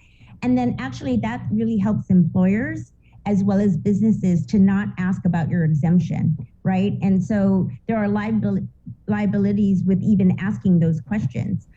So it's much better to do self-attestation, and it's up to you to get your documents squared away with public health, but you have to attest to that. And so the other thing that we asked for, which they did change, is the testing requirements for employees. They changed it from PCR test to just a test. And I'm asking that they really consider what we implemented back in December 2020, which is the rapid testing, the Binax cards of 15 minutes, because we cannot ask to put more stressors on public health, as you already know, and we cannot wait 24 to 48 hours for results. And if contact tracing is several days, 6 days into it, plus the notification of 24 to 48 hours of your test results, it just makes sense to really implement the Binax rapid testing, antigen testing cards of 15 minutes. This is being done all over the states. People are doing home kits. You can test at your employer upon entry. And only if you test positive on that Binax card, then you go and get a PCR test, and you also self-isolate. You isolate and you stay at home. But we need a faster, more expedient, efficient way of testing and contacting people. And that is what the employers need, because imagine all of the work that goes into scheduling. And I'm not talking just restaurants, any employer, right? And I think that even Superintendent Fernandez said, how do you manage operations with this on a day-to-day basis? The same goes for any business, any sector, government, private, public, it doesn't matter. You have to manage your operations with as much information as possible, with as many protocols as possible. And the business community has been doing that. And if it's community spread, you can't target certain businesses. And so we are truly asking for reconsideration still of the 25 gathering and just going straight to 50% occupancy. Because as you saw in the reports last night, if hospitalizations are 19 out of 27 being unvaccinated, then the remaining is vaccinated. And so we're up to 30% vaccinated are in the hospital. So it doesn't matter because there's community transmission. Yeah. Right. And it doesn't lead, it helps decrease the hospitalizations, yes, and that needs to be the goal. We all agree on that. But how do you get there? You can't do it by excluding people and by limiting restrictions on businesses where you're really controlling their destiny of their revenue operations, their staffing, their hiring. Some people have been rehiring because of PUA, and we have to really plan this better and communicate better with each other. So we are really hoping that the governor, and I did, text the governor this morning, that I do hope, because of the JIC announcement last night, they reconsider gatherings to 25, and they put the 50 or 75% occupancy across the board, not to certain sectors. That is so interesting, Mary, that the head of the Guam Hotel and Restaurant Association is asking for these restrictions, because I agree with you. If you look at just they always talk about the data, the science. Well, I mean, it shows that everyone is getting it. Everyone is giving it. There are vaccinated people in the hospital, right? So this whole, I mean, even the unrefined EO, I feel it did nothing to prevent transmission. It's like we're focusing on the hospitalizations and looking right through the crazy amount of positive cases that we have. And these measures the revised EO did allow us to address the operational issues, right, of implementing this. So it allowed us to address how do they enter, and how, if public health can't issue these things for more than 5 business days, then you're really not allowed, you don't have a good system in place at this time to get people the documentation they need to either go to work and go be active in the community. And so that allowed us at least the consideration to have people self-attest. So that was done because they needed to answer the effectiveness, right, of their mandates. And then allowing us to do a different kind of test, not just a PCR test, I think was still a small win in the fact that she was still open to those things. Yeah. But it doesn't mean that we still agreed on everything. We still asked for limit to 25 and go to 50 or 75% occupancy, which is where we were prior to lifting of restrictions. Right. And yeah, it's coming from GHRA because we've been active in all of this, and we all want the same thing. We want the same results. We would like to be out of this pandemic and know that we have to live with this virus, and we need to be able to manage the community as well as the business in a reasonable manner, that things don't keep fluctuating from a day to day. Yeah. And we did really well when we were at 75% occupancy across all sectors. Yeah, and I'm just going to go back to like her EO, both the EO, the first one and the refined one. To me, it just seems more like, let me do something to reach 100% vaccination, and not like, let me do something to put out the raging fire that is all the positive there's cases. Truth to that, right? They want to increase vaccinations, obviously. Yeah. But you have to, again, balance all the priorities. And immediate, urgent priority is community transmission and the surge. Great. No, I was going to say, how confident, though, do you think that the governor will take a really, really good look again at, or maybe... A refined? Are we going to see like a refined at that plan? Because I remember you came on. I think Dr. Nguyen came on. Someone from Guam Contractors Association came on to talk about this massive plan that you guys had to do these rapid tests. Did you guys have to send it back over? I think that's another way to, and it has to. I guess it comes down to. We cannot keep making quick decisions and reactive decision making. And we have to look at how can we really look at solutions that are comprehensive without identifying who was wrong or what decisions were made and who's to blame or whatever. It's not about that. It's really taking a step back with humility, understanding the situation we have, and really looking at the plan, right? So if DOE is allowed to practice their plan that they've had in place for a long time, why can't we? We've had these things in place for a very long time. These are our pandemic plans. And so why can't we go revisit our pandemic plan as we originally had it? It doesn't say that the governor was wrong. It doesn't say that the PAG was wrong or public health was wrong. It's just the situation keeps changing. It's fluid. And also our situation is worsening as we're seeing it. And if hospitalizations are the number and 1 out of 3 are vaccinated and 2/3 are unvaccinated, it's really not about vaccinated, unvaccinated. It's the fact that it's happening. And so we have to act. And with expediency. And that's why I'm suggesting that they change their testing protocols. Because by changing the testing protocols to the Binax, which we have the Binax cards here on Guam, it will only identify it much faster within 15 minutes and then save the PCR tests for those that test positive. It's just adjusting the protocols to meet the need of today with a sense of urgency. So when are you getting hired? Well, the governor asked me to work with public health on Monday. And the last couple of days, we've been trying to find time. I've made myself available since Monday. And I know that they're really busy, but we really have to address the testing protocols. It's not just because private sector wants this, because we don't want to send the employees to the community health centers or TEDSN to wait in those long hours.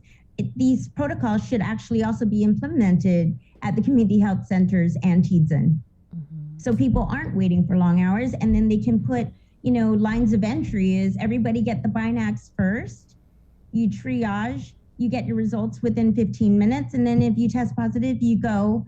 And that is our protocol whenever we've done rapid testing. And, and even when we do immunizations, there's a 15-minute wait period to make sure you don't have any side effects. And so those protocols are all in place. And so it's just revisiting the plan and adjusting the plan as it needs adjustments at this point, right? And so I've made myself available. I believe Art and Shima are supposed to get back to me with regards to a time. I've made myself available today as well to go over this plan. Okay, so guys, she's available. Public health, right here. Don't wait till Monday. And the governor asked. The governor agreed. The governor and said. that's why she made in the language it says test. It does not say PCR test in the revised plan. And so the goal was that we work together, public health with Surgeon Cell and GHRA, and we review this. And, you know, even the lab has offered to do the training on how businesses or other people can learn how to do the Binax cards safely and to report the results. So this is not something that we need, you know, the clinics to all get involved in, because the clinics have the PCR tests and other means with the Abbott machine, which also is a quick results, right? Quick in returning results is the Abbott machine that all of those clinics, tier 2 clinics have. The Binax really should be more for triage, like at employers, whether it's government or private sector, and then maybe the community health center in Tizen. The clinics should probably just keep the Abbott machines going, because it also produces results very quickly as with the molecular machine that they have. So yeah, I'll continue to follow public health as the governor has asked us to do. And I'm sure I'll probably get a call today. So it's really important that we work this out, because and then also, again, reconsider the recommendations made of 25 for gatherings and going back to occupancy for all sectors, not just targeting, you know, businesses, certain types of businesses that transmissions are not coming from. Yeah. Well, there you go. That's huge. The head of the Guam Hotel and Restaurant Association is imploring the governor to implement 50 or 75% occupancy limits across the board, and also limit social gatherings to 25. So that's, and to change the testing protocols to have Binax 15-minute or Abbott 15-minute test results first before they implement PCR testing. All right. Wow, Mary, thank you. Thanks, Mary. Yeah, thank you very much, you guys. Oh my God. I'm sorry. They should have done this from the beginning. This should have been the action. Sorry, Mary. That's okay. I was just saying stay safe. Oh, stay safe. Yeah, thank you. Wash your hands. Ah, there you go. Anya, you haven't asked me if I'm going to have empanada in so long. A little distracted from empanada. I mean, this. My virtual empanada, because, you know, Chudley is just down the street from me. So. Sorry, guys. I'm going to work on getting more virtual treats in the KUAM News Zoom room. How about a virtual Binax test every week? There you go. There you go. That should be your quick question this week. Thank you. It's 9:53. We're going to take a quick break, and we're coming back with more of the show. A little wrap up next right here on the link. Breeze The KUAM Podcast Network is back and on demand, featuring a great variety of podcasts from our island and region, including culture, lifestyle, awareness, crime, politics, commentary, comedy, and entertainment. Available on most streaming platforms. The KUAM Podcast Network. Subscribe and listen now.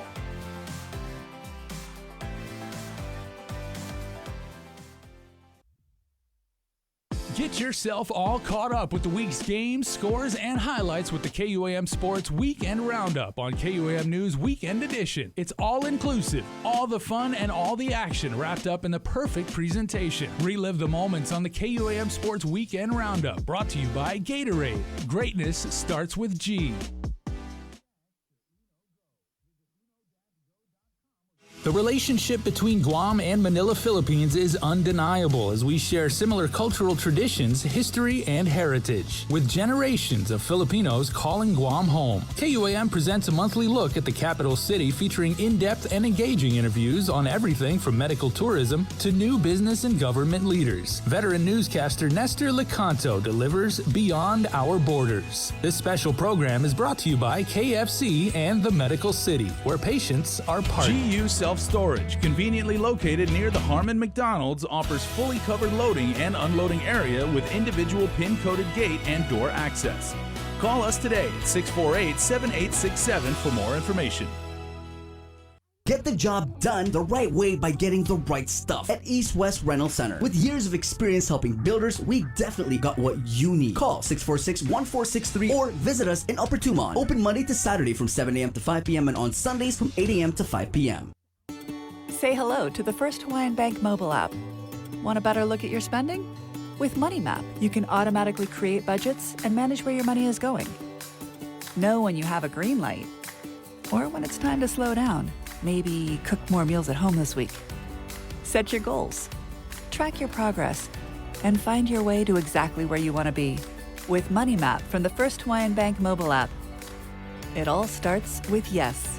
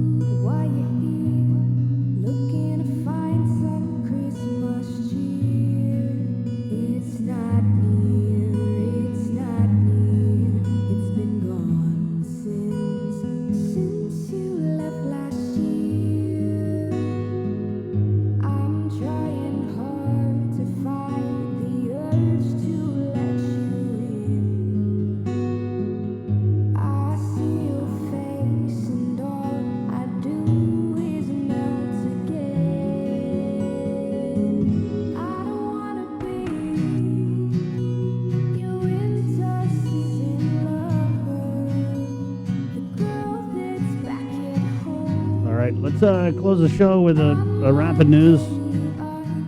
Brought to you by our friends at Pacific Points. It's 9:57 right here on the link.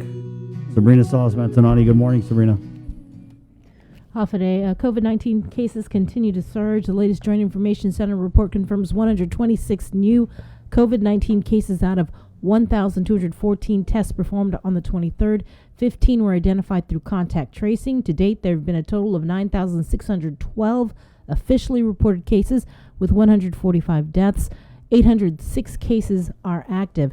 As for hospitalizations, 27 GMH, GRMC, and U.S. Naval Hospital. Of that number hospitalized, 19 are unvaccinated. 6 people are receiving ICU level of care. 2 people are on ventilators. The CARS score is now 18.2. Additionally, GDOE reports 4 additional students and 2 employees tested positive for COVID-19. This brings the total number of students within GDOE that have tested positive to 44. The Archdiocese of Vigano also confirming 3 Catholic schools reported 8 new cases of COVID by students. Bishop Bumgarner Memorial School reported that 5 students have tested positive. Academy of Our Lady of Guam has 2 more students who've tested positive, and San Vicente has 1 student who is positive. Again, this brings the total number of Catholic school students who tested positive for COVID to date at 15. And that's your news. Thank you. It's Wednesday, August 25th. The show brought to you by Pacific Points, Cabo Enterprises, ITNE, and Jack in the Box. KUAM TV. It's been great. Okay. Thank you for riding with us. Join us again tomorrow. I don't even know who's coming on, but there's always a lot to unpack. Like they say, miss a link, miss a lot. And with all these just rapidly evolving changes and the surge, definitely wake up with us tomorrow morning. Right. And just as another reminder to please be safe, everybody. Wear your mask, wash your hands, practice social distancing. Do what you got to do to protect you and your family. Right, because we're seeing it. This executive order, it's confusing. I'm not sure that it's going to help us where we need the help. So do your part, guys. All right? Be mindful, be safe, and be happy. Don't forget that. All right. KUAM TV, thank you. My name's Chris. I'm Sabrina. Está. Adios. Bye.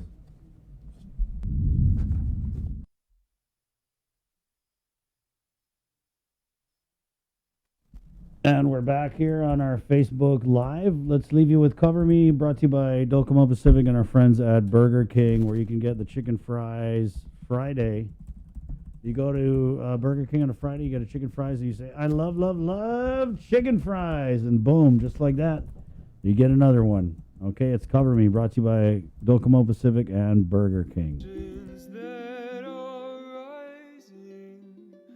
And the planet heating up, and whatever plan passed in Congress that I'm sure works fast enough as I sit beneath the starlight in the oasis we neglect.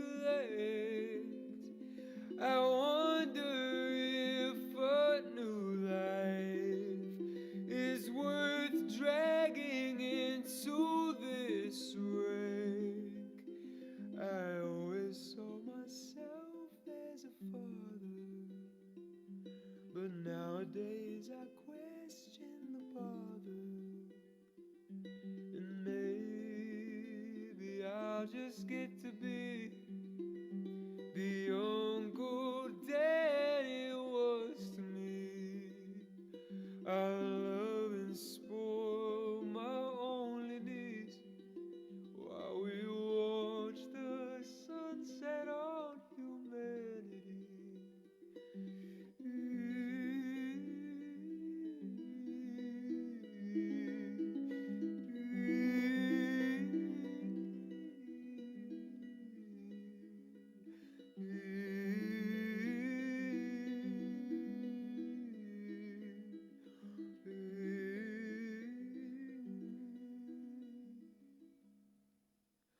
I always thought that one day I would bring my son to Guam, but some days I feel scared there won't be sacred ground to walk on.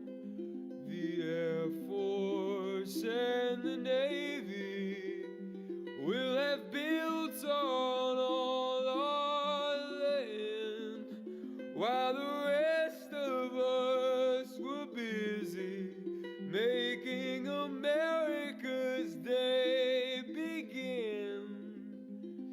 By the way, I talked to all the aliens that we're afraid of. They said that we don't need that telescope on Mauna Kea. They thought that we should probably get a grip on world peace before we go and fly a drone that we call ingenuity.